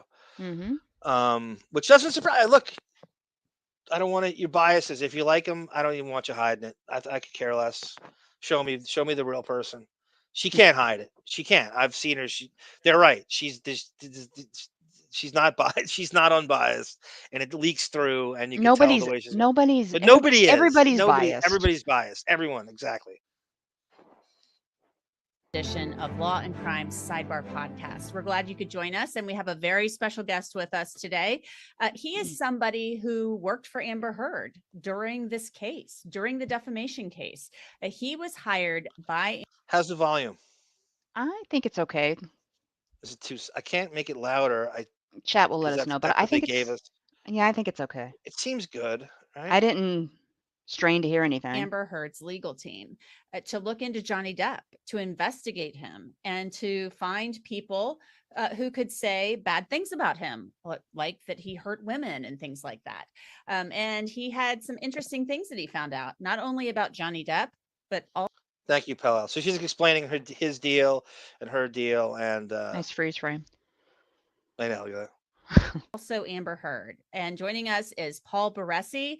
He's a Hollywood fixer. I like being able to say that. He's worked for a lot of celebrities, and he's going to tell us all about that. So, Paul, welcome to Sidebar. Thanks. He worked for Stallone, who knows Depp through his business managers or his new manager. Depp has got a weird tie. He's kind of on the DL, friends with Stallone. And so this guy worked for Stallone and Eddie Murphy as well as Depp. And maybe for coming on. Do you want to bet that? Thanks for having me. Go ahead. I'm sorry. Do you want to bet that? Okay. Do you want to bet that Depp posed with Stallone at one time and Stallone did the fake punch? I knew you were going there. I had to. Bill Maher did a montage of every picture Stallone poses with. They force him to do that stupid Rocky punch. Yeah, so that's he puts his arm around your head and then does the fake punch. Like, ugh. He's gonna die with something Rocky on his tombstone. He'll never escape Rocky. And the worst thing is, he's got a very, very rich career. He's done a ton of shit. He was brilliant in Copland. He's done a ton of shit. Oh, I want to thank, before we lose it, Brian. Thank you so much. That Brian John is a mensch, as they say. As always. And yes, that is Sarah with a slur.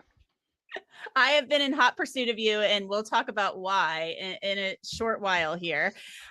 No joke. And I think everybody, if you could bug him, he's got a Twitter account too. I really want him on our show. I'm going to ask him some obscure 21 Jump Street stuff. I'm going to ask him about Sal Jenko, which doesn't come up nearly enough. That's Depp's, the co-owner of the Viper Room, who vanished.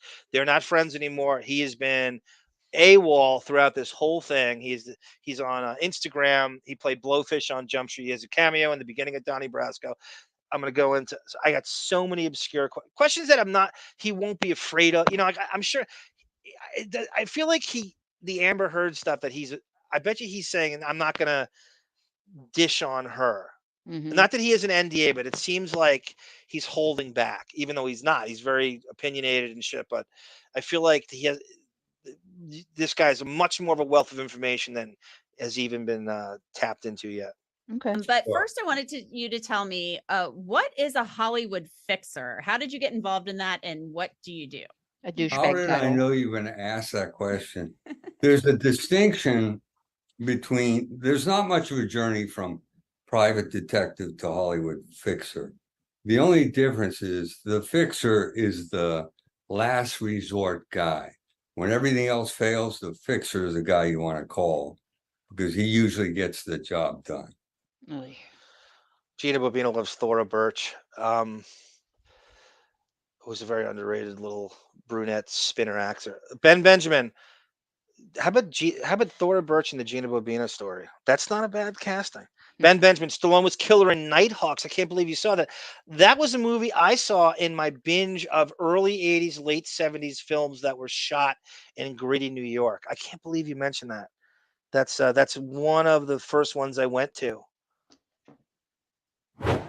Have you ever had to go look for a last minute gift I and cut thought, this. and so you've fixed things for a lot of people. Tell us some of the people you've worked for. I know on Twitter, on your bio, it says you've worked for Sylvester Stallone, you've worked for Eddie Murphy. Well, my niche is. Lacey Chabert or Thora Birch, Gina. They're fighting for playing the Bobina role. Bobullience is the title of the movie.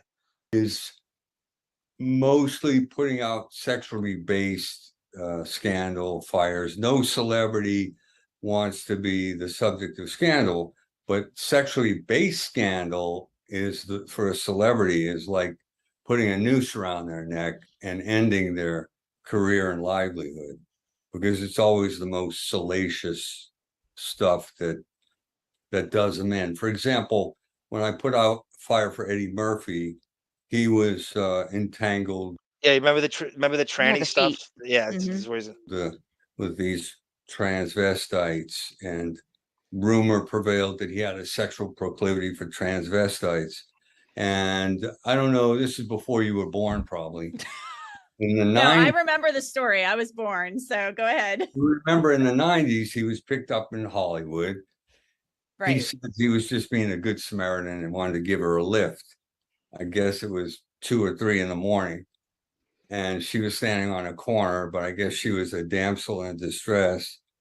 He was aware that she was a transvestite, and consequently, she ended up getting arrested, and the sheriff let him go home. After that incident, everybody came out of the woodwork alleging they had sexual relations with Murphy. Every transvestite hooker, that is. And I hear your tablet. so Do you really? I was Yes. assigned to the task of rounding them all up and helping them all see their way clear to recanting the story. Were their stories true though? Or were they just kind of jumping on the bandwagon? That's the thing. I only collect the information, I gather the intelligence, and I turn it over to the lawyers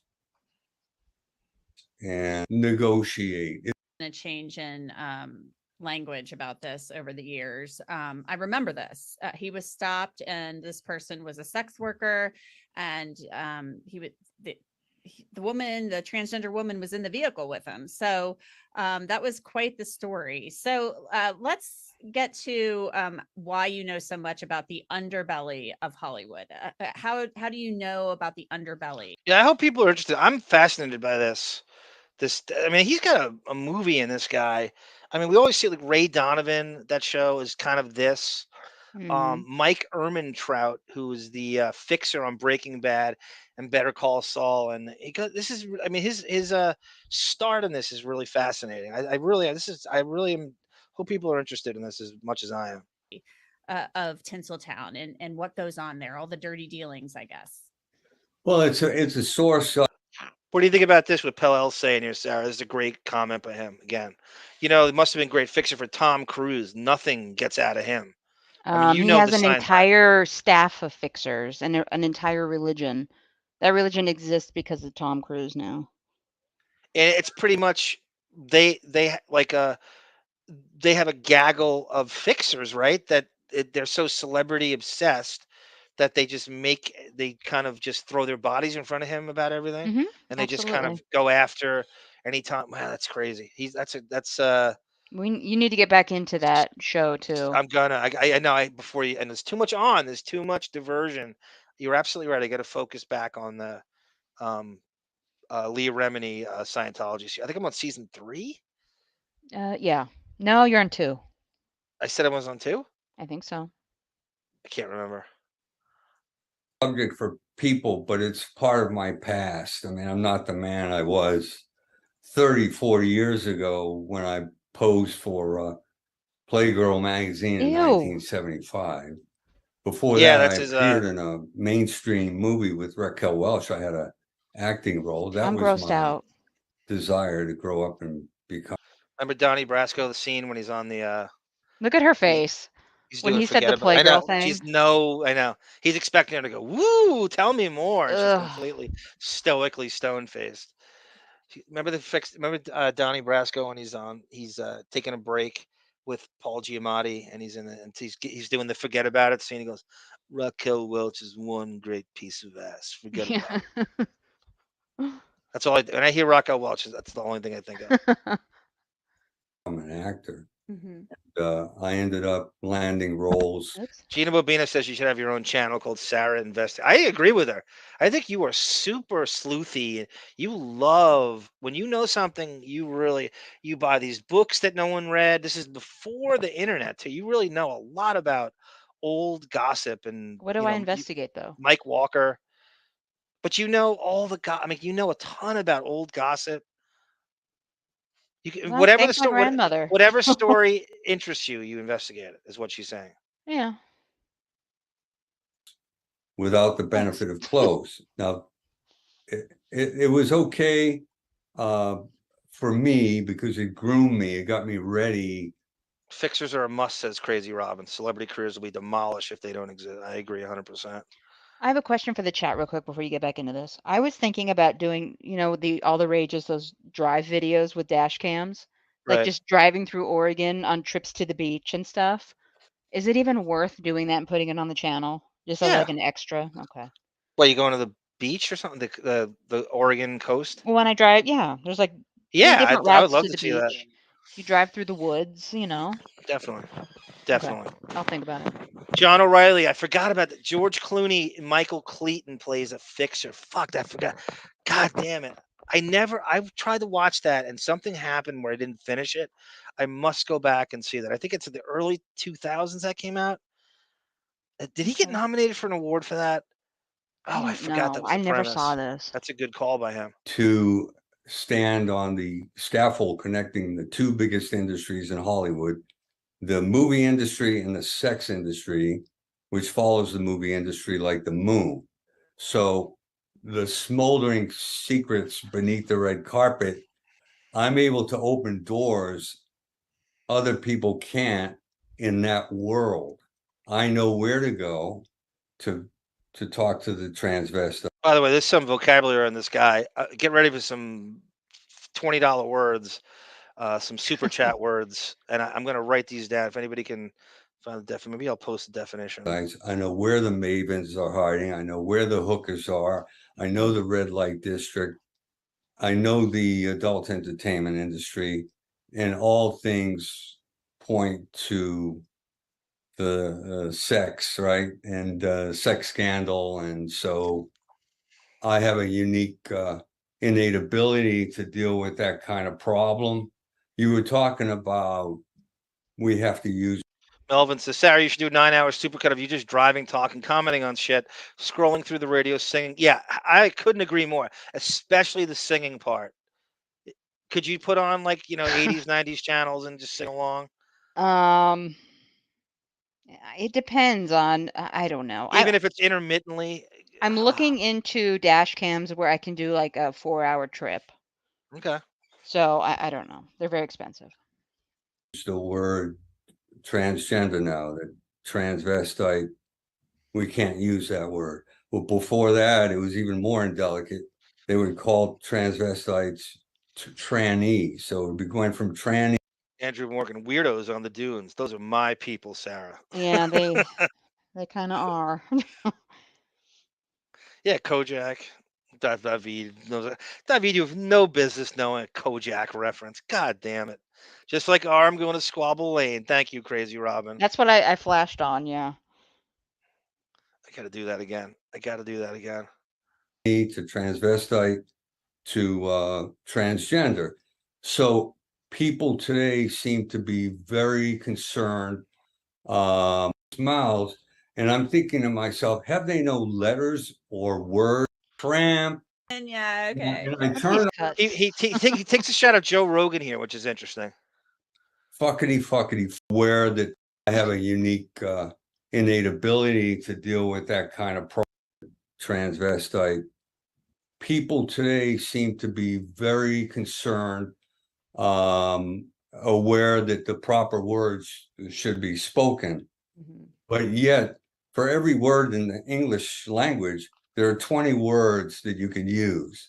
But in our society today, every other word is fuck this, fuck that, fuckity, fuck. I looked up Joe Rogan. I said, what is it about this guy? Don't feel like I cheated on you, but I wanted to maybe go. I said, I got to go on this guy's show because that's going to get some play.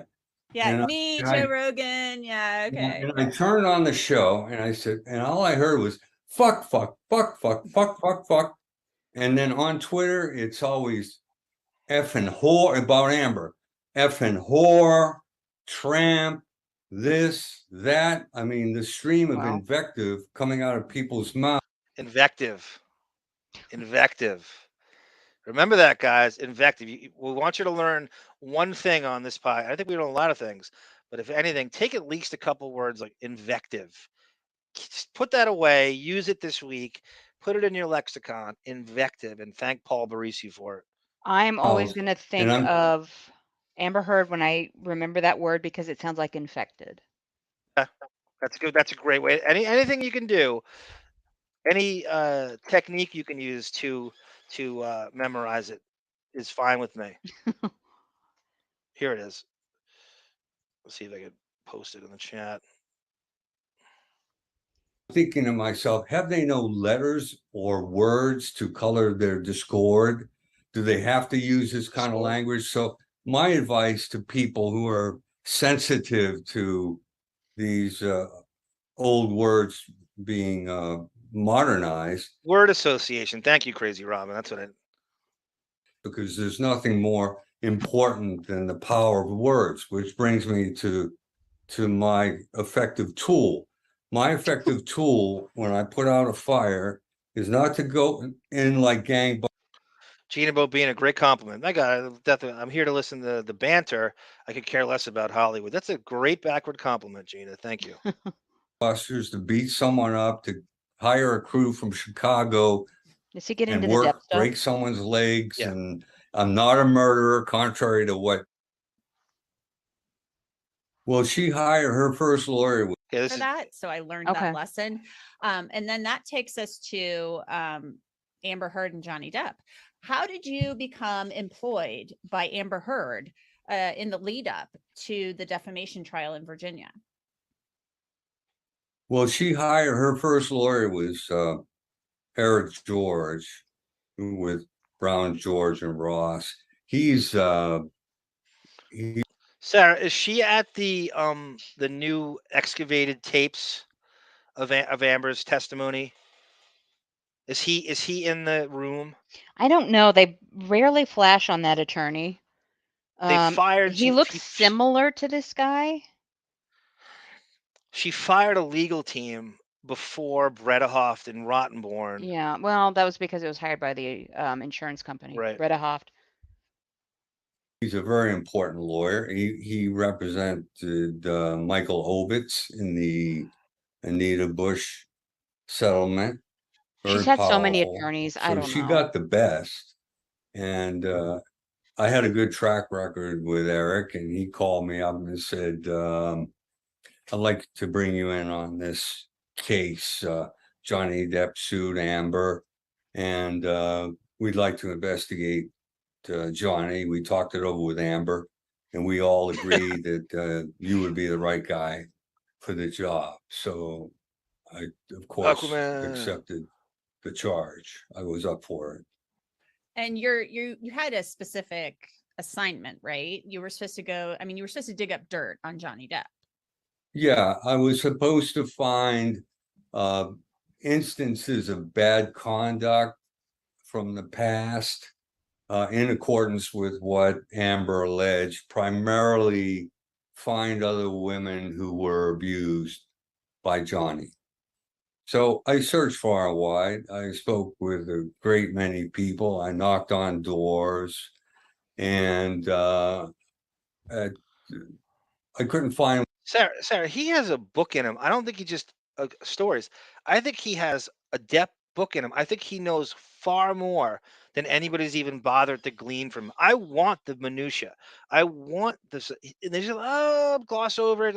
I know. I want the obscure shit. I want to know what happened on the set of 21 Jump Street and the hotel assaults in 1989. I want all. And you know he went there. Yeah, I would love to read a book about the investigation if he would release names. He's gonna if he does, I think he has way more in him than anybody else does. I don't know if he'd be able to release names. That's the problem. I couldn't find one person to say one deprecating thing about him. Now, let me get something Deprecating. clear with I know, it's such a everybody. everything pun his name. Just because I couldn't find somebody to tell me, yeah, he's a bad guy, somebody credible. We don't know what people do behind closed doors. There are people. I couldn't agree more. I think like the real Depp, you get a taste of it in some of those tapes. He's an actor and he's a mensch and he's a great guy. And if everybody was like him in Hollywood, it'd be a great place to be. But he does have a dark, and he's absolutely right. We don't know what goes on behind closed doors to the fullest extent. And you do hear the real guy and a voice cadence change and a lot of those tapes. So you're Mhm. not, he's Well, I absolutely think right. you also, it's easy to, when you're in a situation like that, you can be pushed to a certain Yes. point. I only judge him by the audio where he obviously didn't know he was being recorded. And I'm not uncomfortable leaving, being alone in a room with that person. I'm okay with it. I've said over and over on here in different ways that I don't think it's, oh, Amber he's not abused in a way that what Depp was really worried I about. It's think, more the defamation, his abuse. He's worried about what he's going to do to her if he's pushed too hard. That's what he's really worried. That's the abuse. He's worried about, how do I get out of the situation? How do I stop myself from answering back to her if she's wailing on me? I can't hit a girl. How do I? That's the abuse. Is but him her wrestling wailing with on himself. him was the abuse. Right, but he's not. Him trying to leave the room, going to 6 different bathrooms was and her banging on the door. That's the emotional abuse she was accusing him of. That's him stopping himself, of fearful of what he might do to But her if you're pushed too giving her hard. a pass, though. I'm not giving her a pass. You absolutely are. I'm saying I'm going like the real abuse is the career. He's not. He has bodyguards listening to this. He has a team of. So what are they there for if they're not intervening with this stuff? I will agree with you on one point on this, that he probably, when he's starting to talk about it and everything that, had happened, when he's talking to the attorneys preparing for trial, he probably wasn't aware of the abuse Yep. until people started, Yes. That's a good. educating him on I. what abuse is. That's a great point. I've never heard anyone make. I've listened to it all. I've never heard anyone make that point. He never thought of it that way because he's not. Oh, what she's this tough Texas. I mean, he went after her. He He was in pursued her love with that for a because long she time. right. That's who she She's a was. He spitfire, wanted that feistiness. Exactly right. He wanted that spitfire. but Like Crazy Robin that's says. Well, abuse. Crazy Robin said, yeah, and she's just so relentless. He didn't know what he got himself into. Yeah. Then it became a constant. And that's phenomenally put by you, Sarah. I never had Davi Amber's song is like Johnny. He's a I frustrated little. know. Oh my God. I have an edit coming that I'm going to start in the next week. I'll have it up within a week. It is probably, I'm looking so forward to even editing all this stuff together. That struck a chord. David, Crazy Robin goes, agreed. It annoyed the shit out of me. Johnny. Johnny says, Cop talk, big word. Johnny used his tongue. There was you guys know the artist, she was big in the early 2000s, early to mid. Michelle Branch was dating the guy from the Black Keys, who was another Depp fucking music associate. And I don't know if the Depp thing empowered this guy, but Michelle Branch got taken in for wailing on him. Well, if Apparently, she did, good. mugshot and all. Mhm. That's the only other time I could think of is Chuck Finley, the Angels lefty pitcher, and Tawny Katane. Yeah, they That had was an way incident. before. I'd like to get into that at some point. I don't know what you're And going to find on it well, back in those I want to days. compare it to this. I want to compare it to this. Yeah, I think it had to involved a shoe with her, a high heel. I forget how it went. Yes, it did. Yes, it did. Yes, it did. There was a high heel involved. I don't hit because I was raised, if you hit, they're going to hit you back. I don't take a hit well. I had a friend who was a big baseball player. Seriously, I had a friend who was a great baseball player, and he was a pitcher, and he threw in the early low 90s. And I always thought, like, we were like, oh, if I ever fought him, and he was a tough kid. He was a tough guy in his own way. Nice guy, but a tough guy. Because he can move his arm at such velocity, imagine what a punch would feel like Oh, if somebody who threw 90 something miles an oh, hour revved back, right? If he caught me once and I wear contact lenses. That's it. So imagine if Yeah. Chuck Finley caught Tawny Katane with a 91-mile-per-hour lefty fastball, Oh, right? I mean, that's gotta. I'm sure he was going through that. I can't hit her back. I can't hit. I'll kill her. yeah. I can't even the pain I went through with my tooth. I can't imagine taking a punch to the face. I would just die. Yep. I'll fall on the ground, roll off into the gutter, and die. Oh, Misery. Tawny Katane passed away, right? Like, was it Yeah. last year? That was a Yeah. weird one. That was sad. Who clothe themselves in a certain dignity. They're respected, revered, extolled by many. For example, Johnny Depp, he's a national and international star. People love him. Yeah, Crazy Robinson's bodyguards probably don't want to get involved with their intimate affairs. They had to make personal decisions, professional decisions in the moment. Agreed, Crazy Robin. We were talking about how it's the equivalent of like a reality. I think it was Sarah that drew this comparison. She watches a lot of reality TV. When the security decides to jump in, these fights in reality TV, they go, let him go, let him go, let him go. We got to stop it because They only we don't want to step get in. sued. Yeah, exactly. That's when they step in. They don't want to get sued. Yeah. I don't know. Do you think the bodyguards think in legal terms? Like, if we hired you to do this job, your job was to stop this, and you just sat there. But it's a It crazy depends line on they who the walk. bodyguard's hired by. If they're hired by the network, yes, that's all they care about. Yeah, but his bodyguards, it's a very complicated gig. I agree. Crazy Robin's spot on. I don't know. They must have heard so much. Like, all right, let him go, let him go, let him go. All right, jump in. Come on, we gotta do something now. Mm-hmm. There's probably like a ton of that for Well, when years. she beams him in the back with a can of Red Bull, that's what's his name? Travis. Yeah. Yeah, he said that's when I had to step in. Go fuck. Ugh, Go fuck. she's such a Go pig. jerk him off. Go She is a fuck, Johnny. classless pig. Grow up, Johnny.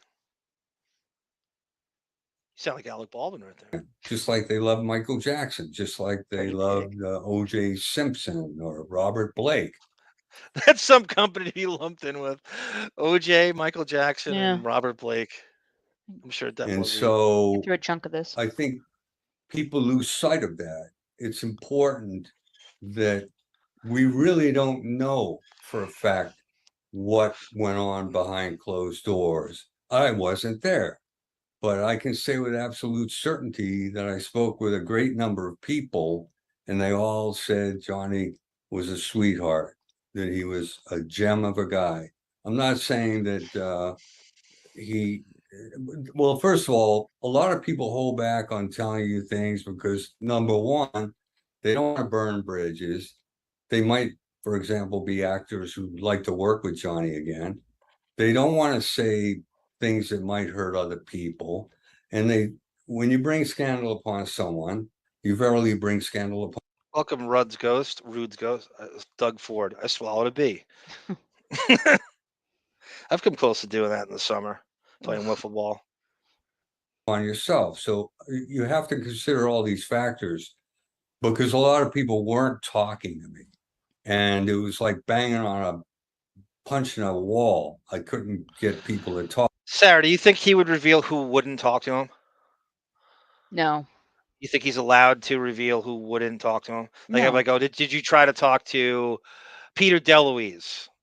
And he'll go, no, he wouldn't talk to me. Just that. I don't care. Just is he allowed to just say who turned him down? Probably not. It's almost like an actor, Vita System. Did you watch Christian Obum? How do we say this? Abumseli? Elevator tape. She was a small woman beating on him. He was trying to get away. Oh yeah, And he yeah. so later lost his life. Yeah, she You know stabbed. the story? She stabbed him in the chest, and it nicked his artery. Wow.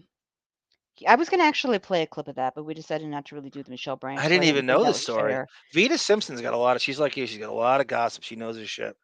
She Time she's is. been in it. She's an OnlyFans girl, of course. So she gets on an elevator in a bra and pajama bottoms. He's following her. She's banging on the elevator controls because that works.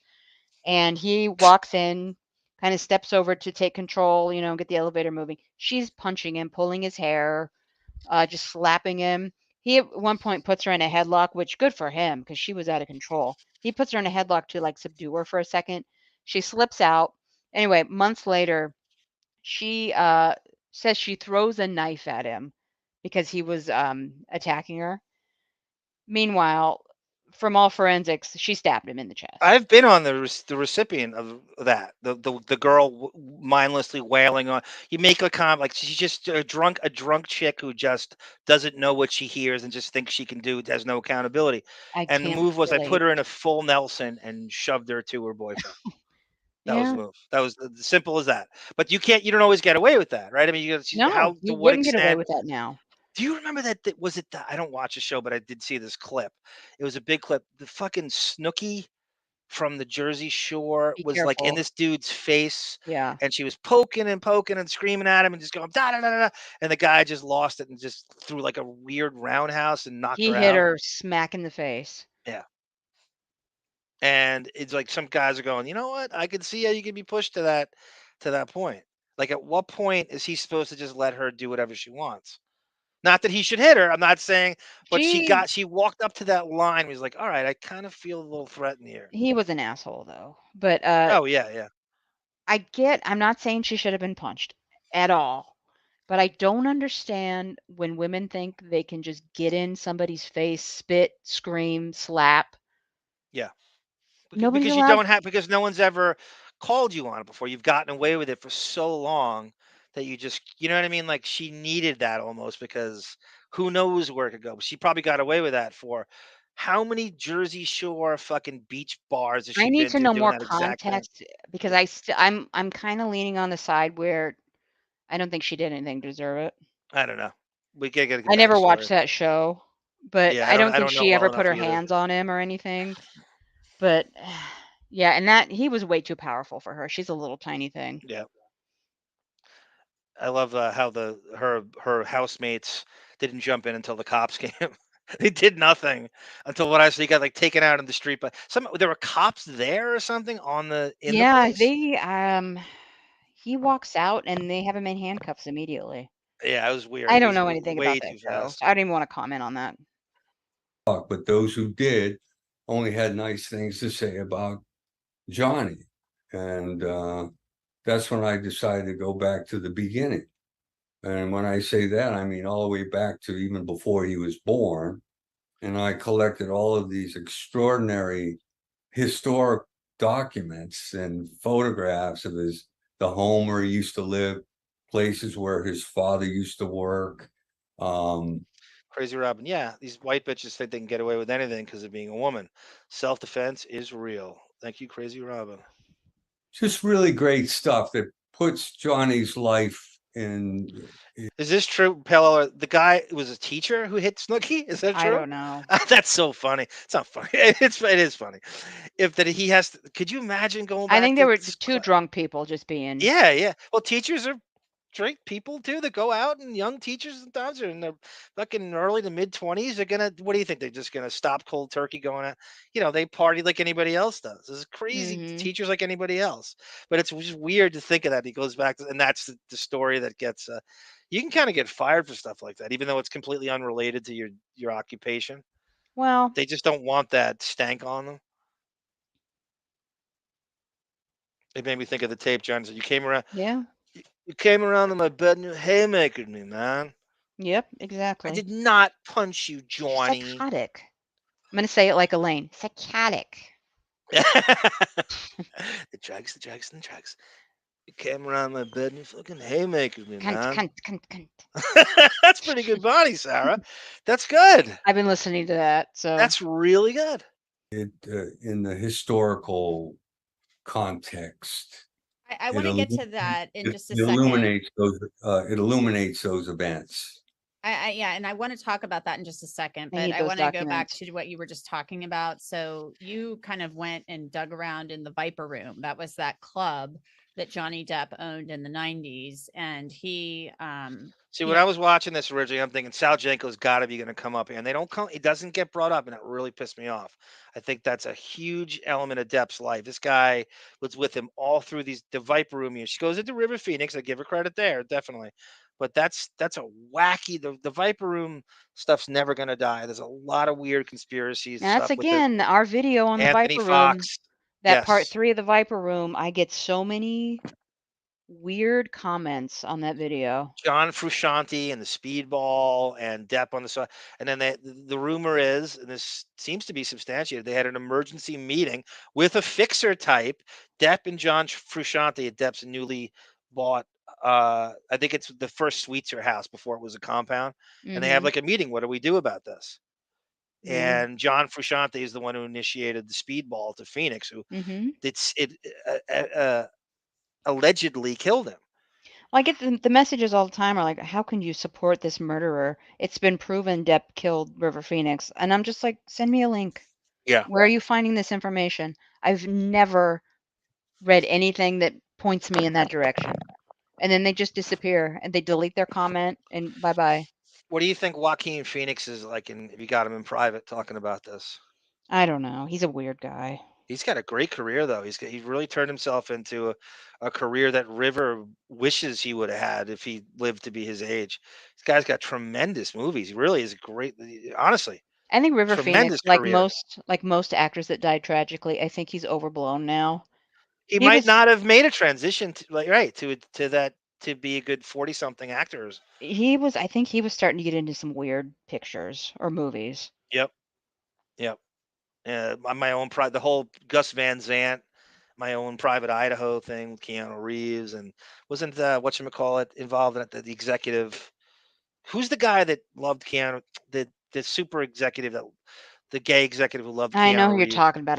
God damn it, I I'm can't losing think these of it. names now. Go get it in the chat. I'm sure David's writing it as we speak. It was a music club. River Phoenix OD'd and died outside of the Viper Room. Oh, thank John. Dick Morris was the Clintons fixer in the Lewinsky scenario. Yeah, I know the name Dick Morris. I don't Forgot about that. Thank you, John Yeah. O'Reilly. I just watched the Clinton thing with the Monica Lewinsky series on Yeah. FX. That actress is brilliant who played her.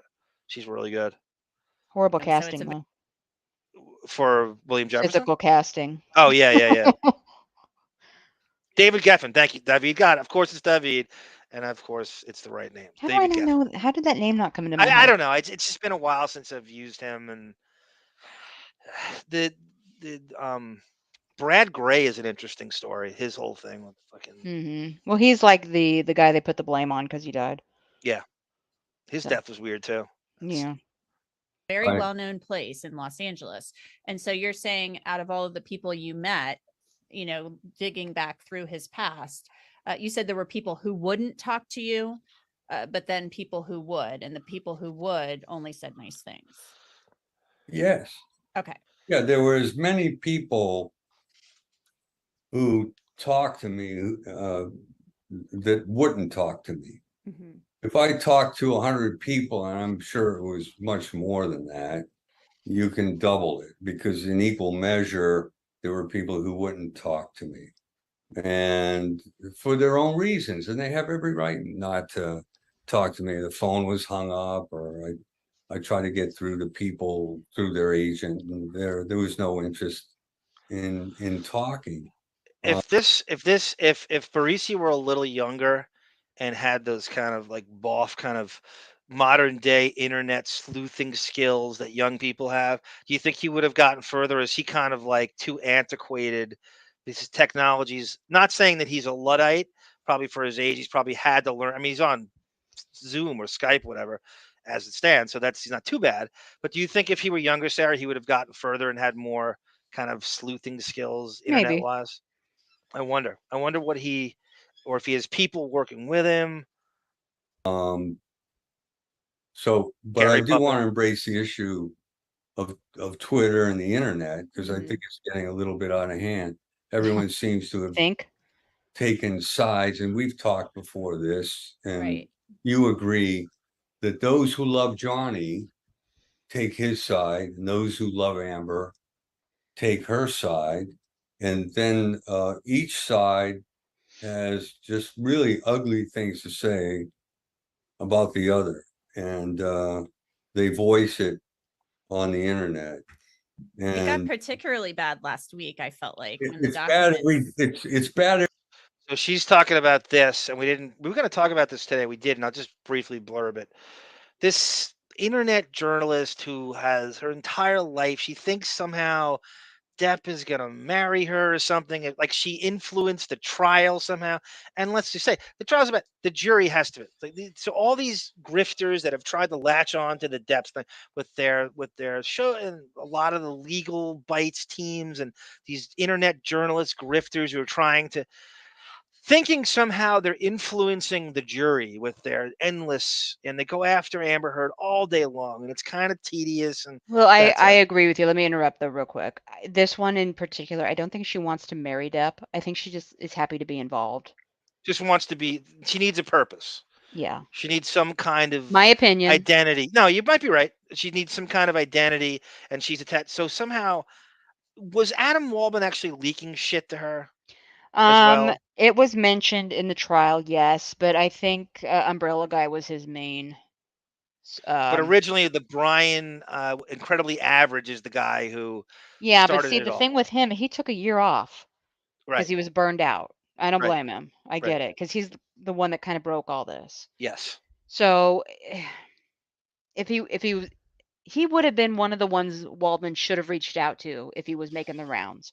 Exactly. I think it was her and Umbrella Guy for the most part. And so this person it's like if you won a huge like the Super Bowl. You won 42-7, which is like Depp over Amber Heard. Like the trial, right, Sarah? The results would be like the equivalent of a 42-7 football game. Yeah, And that's the good. game is over, and in the next couple of weeks, you're not satisfied with that. Because your whole identity was steeped in this one game, in this one result. You're going to try to test players for the losing team for steroids after that, or Deflategate, or find some scandal because your whole identity is steeped in this. You don't know what to do with yourself. It's not good enough. That resounding win, public opinion. It's all that she's humiliated. She can't get any lower, but you don't know what to do with yourself. So she's continuing to harass the Amber Heard pro people. And she, as they say, the kids say, what, Sarah? Dox is when you You your release information or private post somebody's. information. Yeah, So she went after the wrong person on Twitter and started to apparently. reveal private information about a black woman. And I say black because it was a cartoon picture, and the thing was, And the oh, they woman's all Twitter look the same, avatar. right? They look just like they all look the same. So she confused one woman named Camilla, oddly enough, your cat, for this other woman who happened to be an aspiring. She works for a law office, Sarah, or It's, I think, the PR firm that Amber yeah, Heard is a part of, but according to her, the PR girl, she's not involved in Amber's case. right. And I believe her. She had her receipts. I read her rant about it. She's like this psycho old broad who I'm old enough to be her daughter. I could be easily be her daughter. She's releasing. She doesn't know what to do with herself. She's releasing. I worked for Amber Heard's team at one point, but I'm like, she's like, get over this thing, and she's like, now you've pushed me to the point now because this Laura B woman released private information about her family, and they say doxed her family online, and this woman got completely enraged. She's like, all right, you forced me to it, I'm suing you. So now she cease and desist and legal action, and she really shut her down. She's like, get a life, the trial's over. Like I said, the metaphor, you won 42-7 at Super Bowl. Leave, you're old enough to be my mom, leave it alone. And she pushed the wrong person, and now That whole she should. the Twitter back and I hate Twitter. I got to tell you, it is a cesspool Well, for of everyone I heard, disease. they think that he's going to read this, and they're going to be his next wife, and they're going to, and the worst thing is they think they're actually influencing the tide of the trial. Like the jury is, you know, um, Dean Corso wife 67 is going to sway juror number 5 into voting for Depp. I don't know. I don't know enough about it. I'm so tired of some of these personalities. Yeah. I But again, they don't know what to do with themselves without this trial going on. Yeah. Well, they're moving on to Manson, so good luck. They never should have been, and they're not real fans. They latched on. They're grifters who latched on to this. They'll salacious. circle back when those Manson super chats aren't the Yes. same amount. Yes. So good luck to them all. Have fun. Don't get sued. Good luck to you. Every day, and then other people, like for example, you and I are caught in the crossfire or were directly attacked. And in fact, it got so bad. I know it's gotten bad for you, but Do you agree with what David said about River Phoenix? If he'd I do, lived, he'd been doing some absolutely. unfunny bit on Jimmy Fallon with a Yeah. show promoting Ethan Hawkish movie he was in. I agree, he was slightly overblown.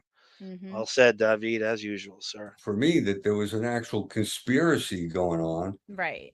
between certain individuals who I'm not going to name. This is what we're talking about. A That's civil conspiracy, which, we just brought that up, so that's what he's talking you know, about. I work with some of the most powerful ivory tower lawyers, entertainment lawyers in the country. And Crazy Robin, he's actually backing you up. You're absolutely right. You can't erase experience and connections. You can have an assistant to help him with everything technological. Yeah, he has insane database of accrued connections. You're absolutely right. But I was just wondering how he handled the new technology, because you just know, I would think he's got a team. He'd have to. It's too daunting to find all this out. Depp's got a long, long career now. He's almost 60.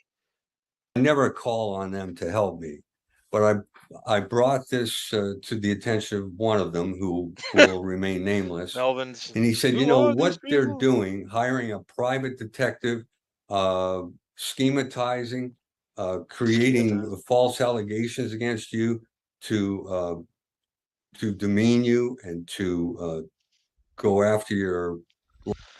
That's a great point by Pellel, Sarah. Do you think they pay the people to talk? Can No. you do that? Amber's paying him. She's not paying him to get interviews. Well, She's not going do to they pay pay? extra. Do they? I will give you, $1,000 if you tell me your experience with Johnny Depp. No, But I doubt she it. doesn't want. She doesn't want. She wants negativity. This, Mm-hmm. you know what I mean? She does. It's not. It doesn't count for her unless it's completely negative and smearing it. You know what I mean? Just getting their opinion doesn't count unless it's backs her up. Unless it coincides with her narrative. Mm-hmm. I say narrative too. We all say narrative too much. I can't I stop. don't. And good for you. And I've never heard you say it, but Thank we you. do as a society say narrative too much. Livelihood. He said, there's no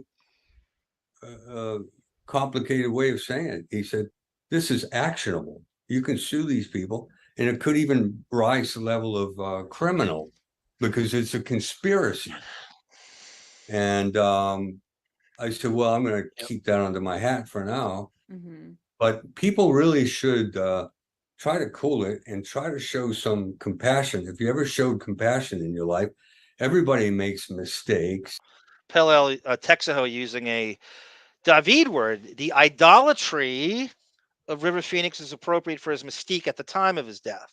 Who gives a fuck whether a millennial? It's always I knew I wouldn't get through this post by Texo without a millennial bashing. Who gives a fuck whether a millennial declares his career as speculative trajectory as well as all hype? The whole business about Amber having sex Schematizing is parties a Riley and Martin word. with women and all that, that looks just like, what people do behind closed doors is Nobody got their moist. business. They should no more criticize her for that than they would want someone to criticize them for what they do. And I think I just want to address the reason I reached out to Paul in July, and I had been made aware of him sometime before that, and people were alleging that he was, a PI working for Amber Heard at one point, and then switched teams. That he was like a spy or a double agent for I've been Johnny following. Depp, and that She's right. I've been following this guy forever, and it was like, what? My impression was she stiffed him. Mm-hmm. And he decided, I'm going to turn scorched earth on you and reveal everything I know and become pro Depp and tell everybody everything I found. Everybody thinks he's his mensch. He's a great guy. You got nothing. I felt like, well, she did fire him, which is kind of the equivalent.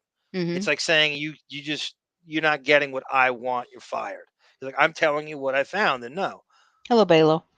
Yes, Balo. Welcome, sir. We brought you up before, sir. Balo, you're 3.5 hours late. 3 hours and 18 minutes. That's Balo. That's SB time. 3 hours and 18 minutes. Was doing things on the payroll for Johnny Depp and Adam Waldman, The Descendants and that time. you were betraying Amber. And so that's why I reached out to you, because I had been told all of these things. What's Balo's nickname, Sarah? The next opening you got to do for him is you got to put these guys in.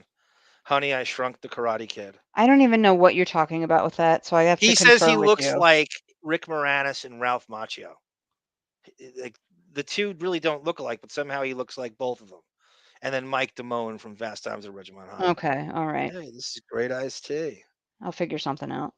And I would, Yes. you know, that's what I do. I look into things, I get information, I look into it, you know, that's what I do. So that's how I kind of called you. And I want you to address that allegation just briefly. I would love to address that allegation. You know, Amber hired me in the summer of July 2019 is when she hired me. July 9th, Year before the UK. 2019.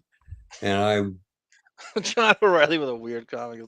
What's this woman, Anjanette Levy, like after dark? I don't want to know. Such I've a- never thought about it. The dark side of it. That's such a funny comment. searched under Total every minx. rock, every stone. We engaged the services of a Leave it to Melvin. private detective overseas. We looked all over the world to try to find bad things about Johnny, and we all came up. And I'll take you up on that, Balo. You and Macho juxtaposed. That would be. I can't wait. empty-handed. So she fired us. She fired the lawyers, and with the lawyers went me in September. So it was solid 3 months, three and a half months. And so it wasn't until April of 2020 that I decide that I would share some of my times and my experiences as a private detective. Her name is Anjanette Levy, Brian. She's on this law and crime channel, which I don't know if it's on cable or it's just streaming. And it's kind of like a knockoff court TV, but they go a Well, little and deep. they're dickheads, and I'm going to have to probably write up a appeal to some type of copyright claim. So It's kind of like a podcast, though.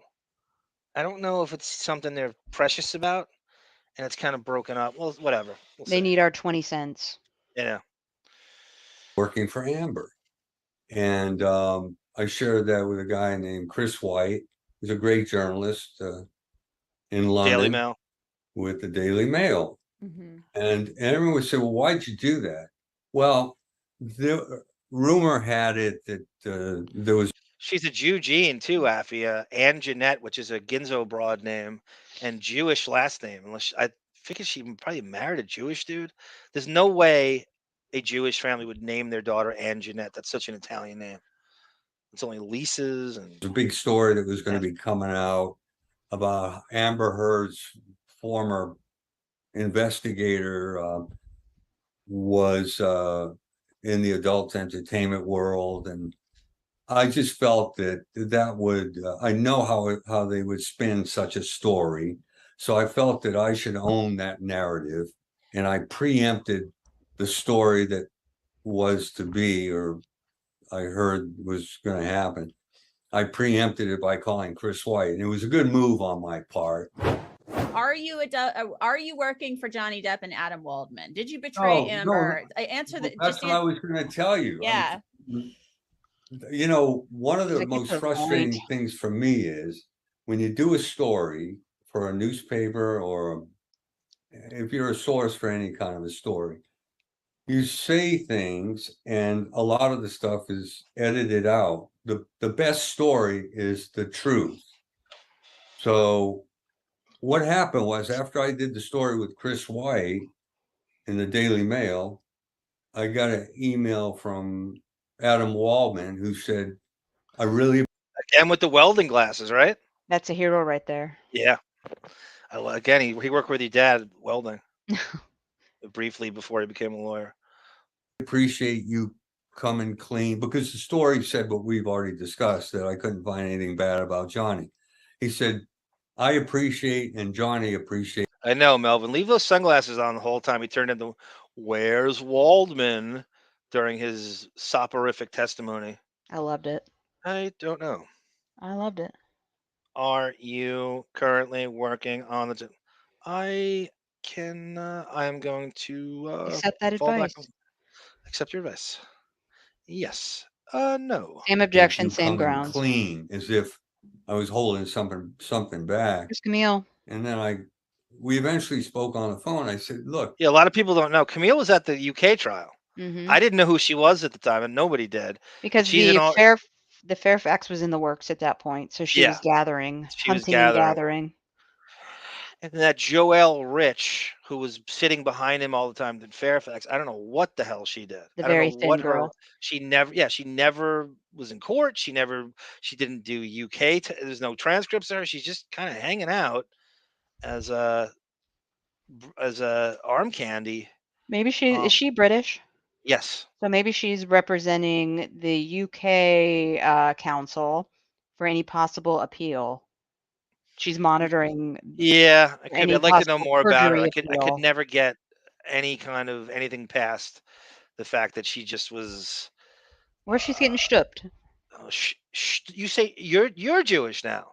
Stopped. I know, you're rubbing off on me. Jews and their Your Long Islandness is rubbing Well, off yeah, on me. they're Yiddish. They love sexual Yiddish stup and schmeckel, and they got it. They love it.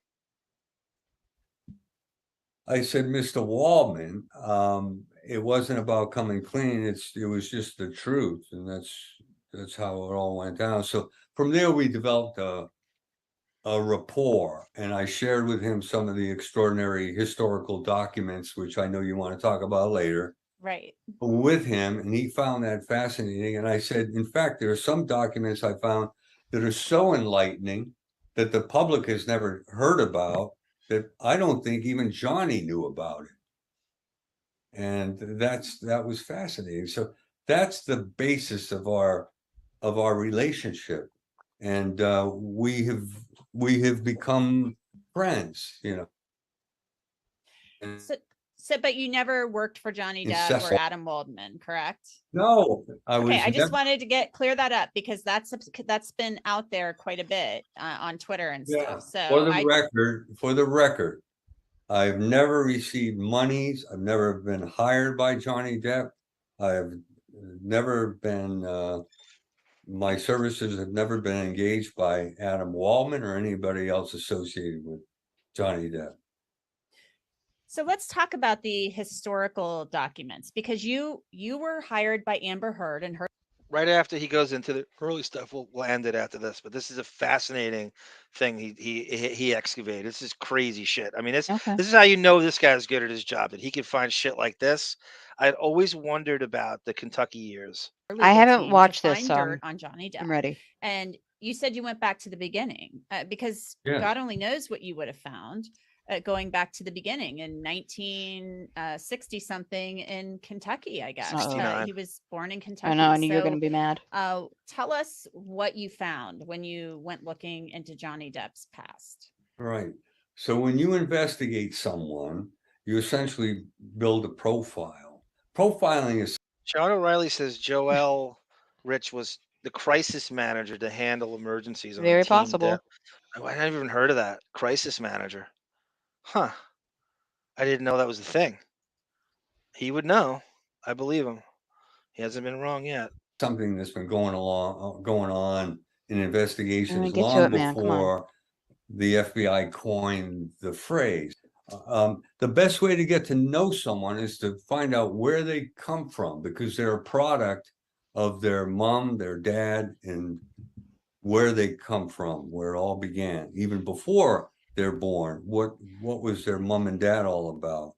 And it's very telling about a person. And I know the value of that information.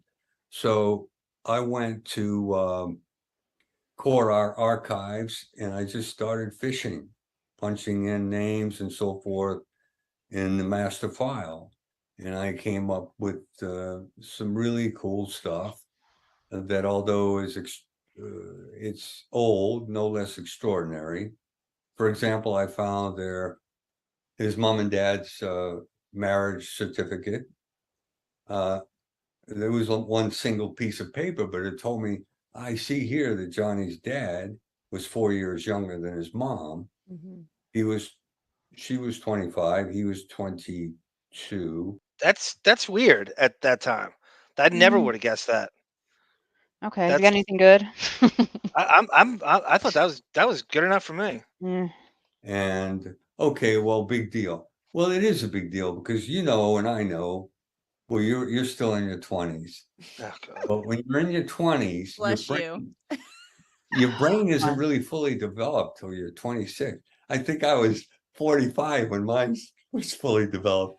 But You're a guy. You guys develop later. Johnny's dad, and this was brought out in court, but Johnny's dad seemed to be a very passive guy. He never liked confrontation, which is very much like how Johnny is, that we found out in court. Johnny is kind of a passive person, I guess, to an extent, like his father. But his father, I think, allowed his mom, Betty, to call the shots, to make the decisions. And so rather than argue with his mom, he let her call the shots. He was passive. And this is consistent with the jobs that he had. He had a problem, I found out through other documents, holding down a job. He worked for the city. He was a civil servant. He had a problem holding down a job. Like and half my so family. rather than be confrontational. This is interesting because this is when Depp flees to Florida. It's the exact year he shows it. So this just like drove him out of Kentucky. This very thing. This is how they left Kentucky. There was a amazing article I found. 1969, September 7th, 1969. This is about his dad getting fired as a civil That's weird. engineer. That would be in the paper. Isn't that? I know. Could you? The Frankfurt. What is it called? The Corbin, Kentucky Sunday Times. Like right after the Washington Post. This is the paper that gets you. This is what everybody reports on. Cy Ramsey. That's you know how many Pulitzers that guy has? Cy Ramsey. Gordon Ramsay's grandfather. You wish. Sorry to jump around, but a newspaper article where he was fired publicly, his father. And it was a headline, city manager fired. So rather than fight it, he just walked away, which showed strength, in my view. You get knocked down, you just get up, brush yourself off and move on. So this is all very. He I speed read it a little bit. Apparently he got accused of misappropriating funds from the city through that. And he didn't want to fight it. That was what it was, like a city budget thing that he either spent it or stole it or something and then just fled.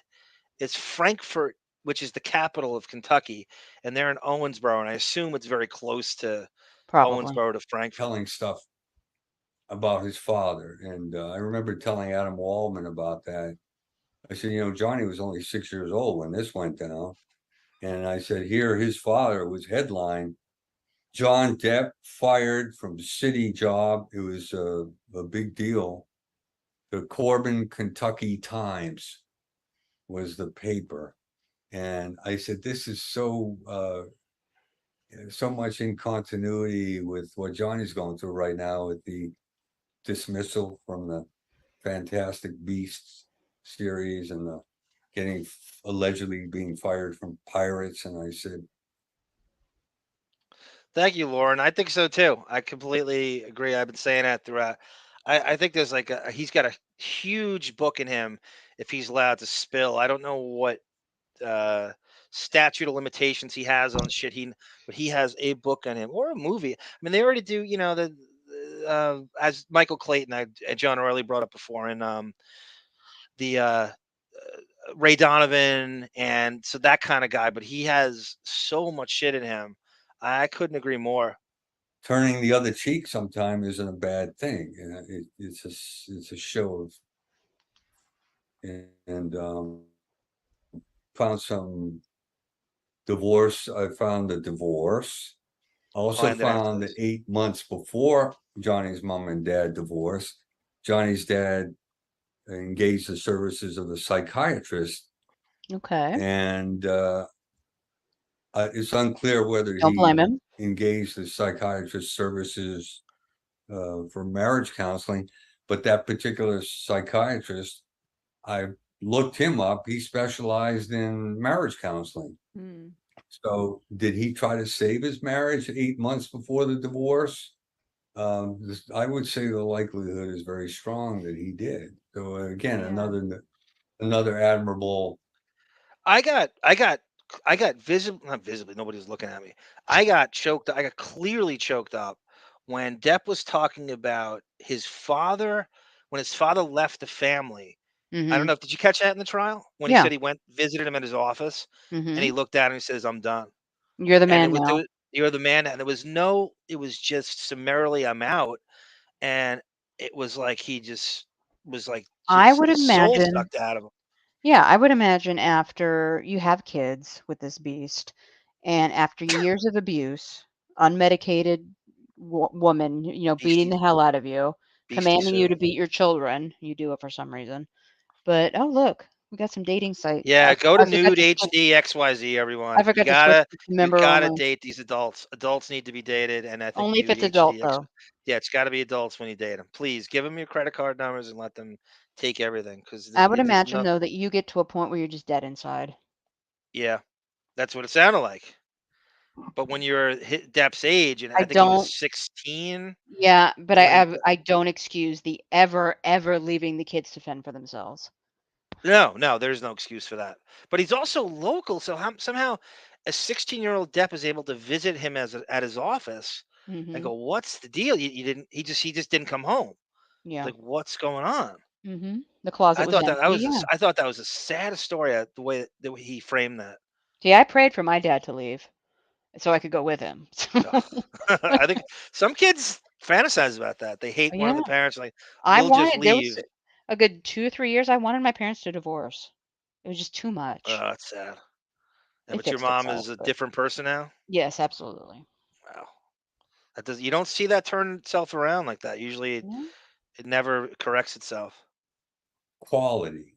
And I'll tell you one more document I found that was really interesting is that before their divorce, is before his mom and dad divorced, they made a divorce settlement. And Johnny was a minor at the time. He was 17. This is a Mhm. scumbag And in move. Listen. Florida, if you're 17, you're a minor. And so the mom went up before the judge and lied to the judge, said, "Oh, my son is fully Yeah, emancipated. it's horrible. He's self-sufficient. He's doing fine on his own." Well, at the time, Johnny was in really financial dire straits. He was living and sleeping in the backseat of a car and eating canned beans. So he wasn't in good shape. Yeah, you had told It me leads about to that, and I bathtub thought that farts. Do you know any homeless kids when you were growing up? Do you know any kids who were No, dealt not that I that? knew. I've never. I didn't That's know that they were where homeless. he deserves your support. I mean, that is a crazy hand to be. I've never heard of a story like that. His mom lies to the South Florida Yeah. courts about he's fully emancipated. What a scumbag move. Mhm. Crazy. I mean, Sal Jenko, I think, is part of this. I think he was living with Sal, and that he should have come up in this. And I don't know why Barresi's not bringing his name. Maybe he just doesn't. He's just slipping his mind. But that's who he's with during this whole thing. Blowfish. I know some. I mean, I think he was part time living with Sal Jenko and then moved in with his sister. That's how he got with his sister. Mhm. And that Garcelle Beauvoir story Mhm. when she said she made out with him on his sister's couch when she probably was underage. All right, we'll leave it here.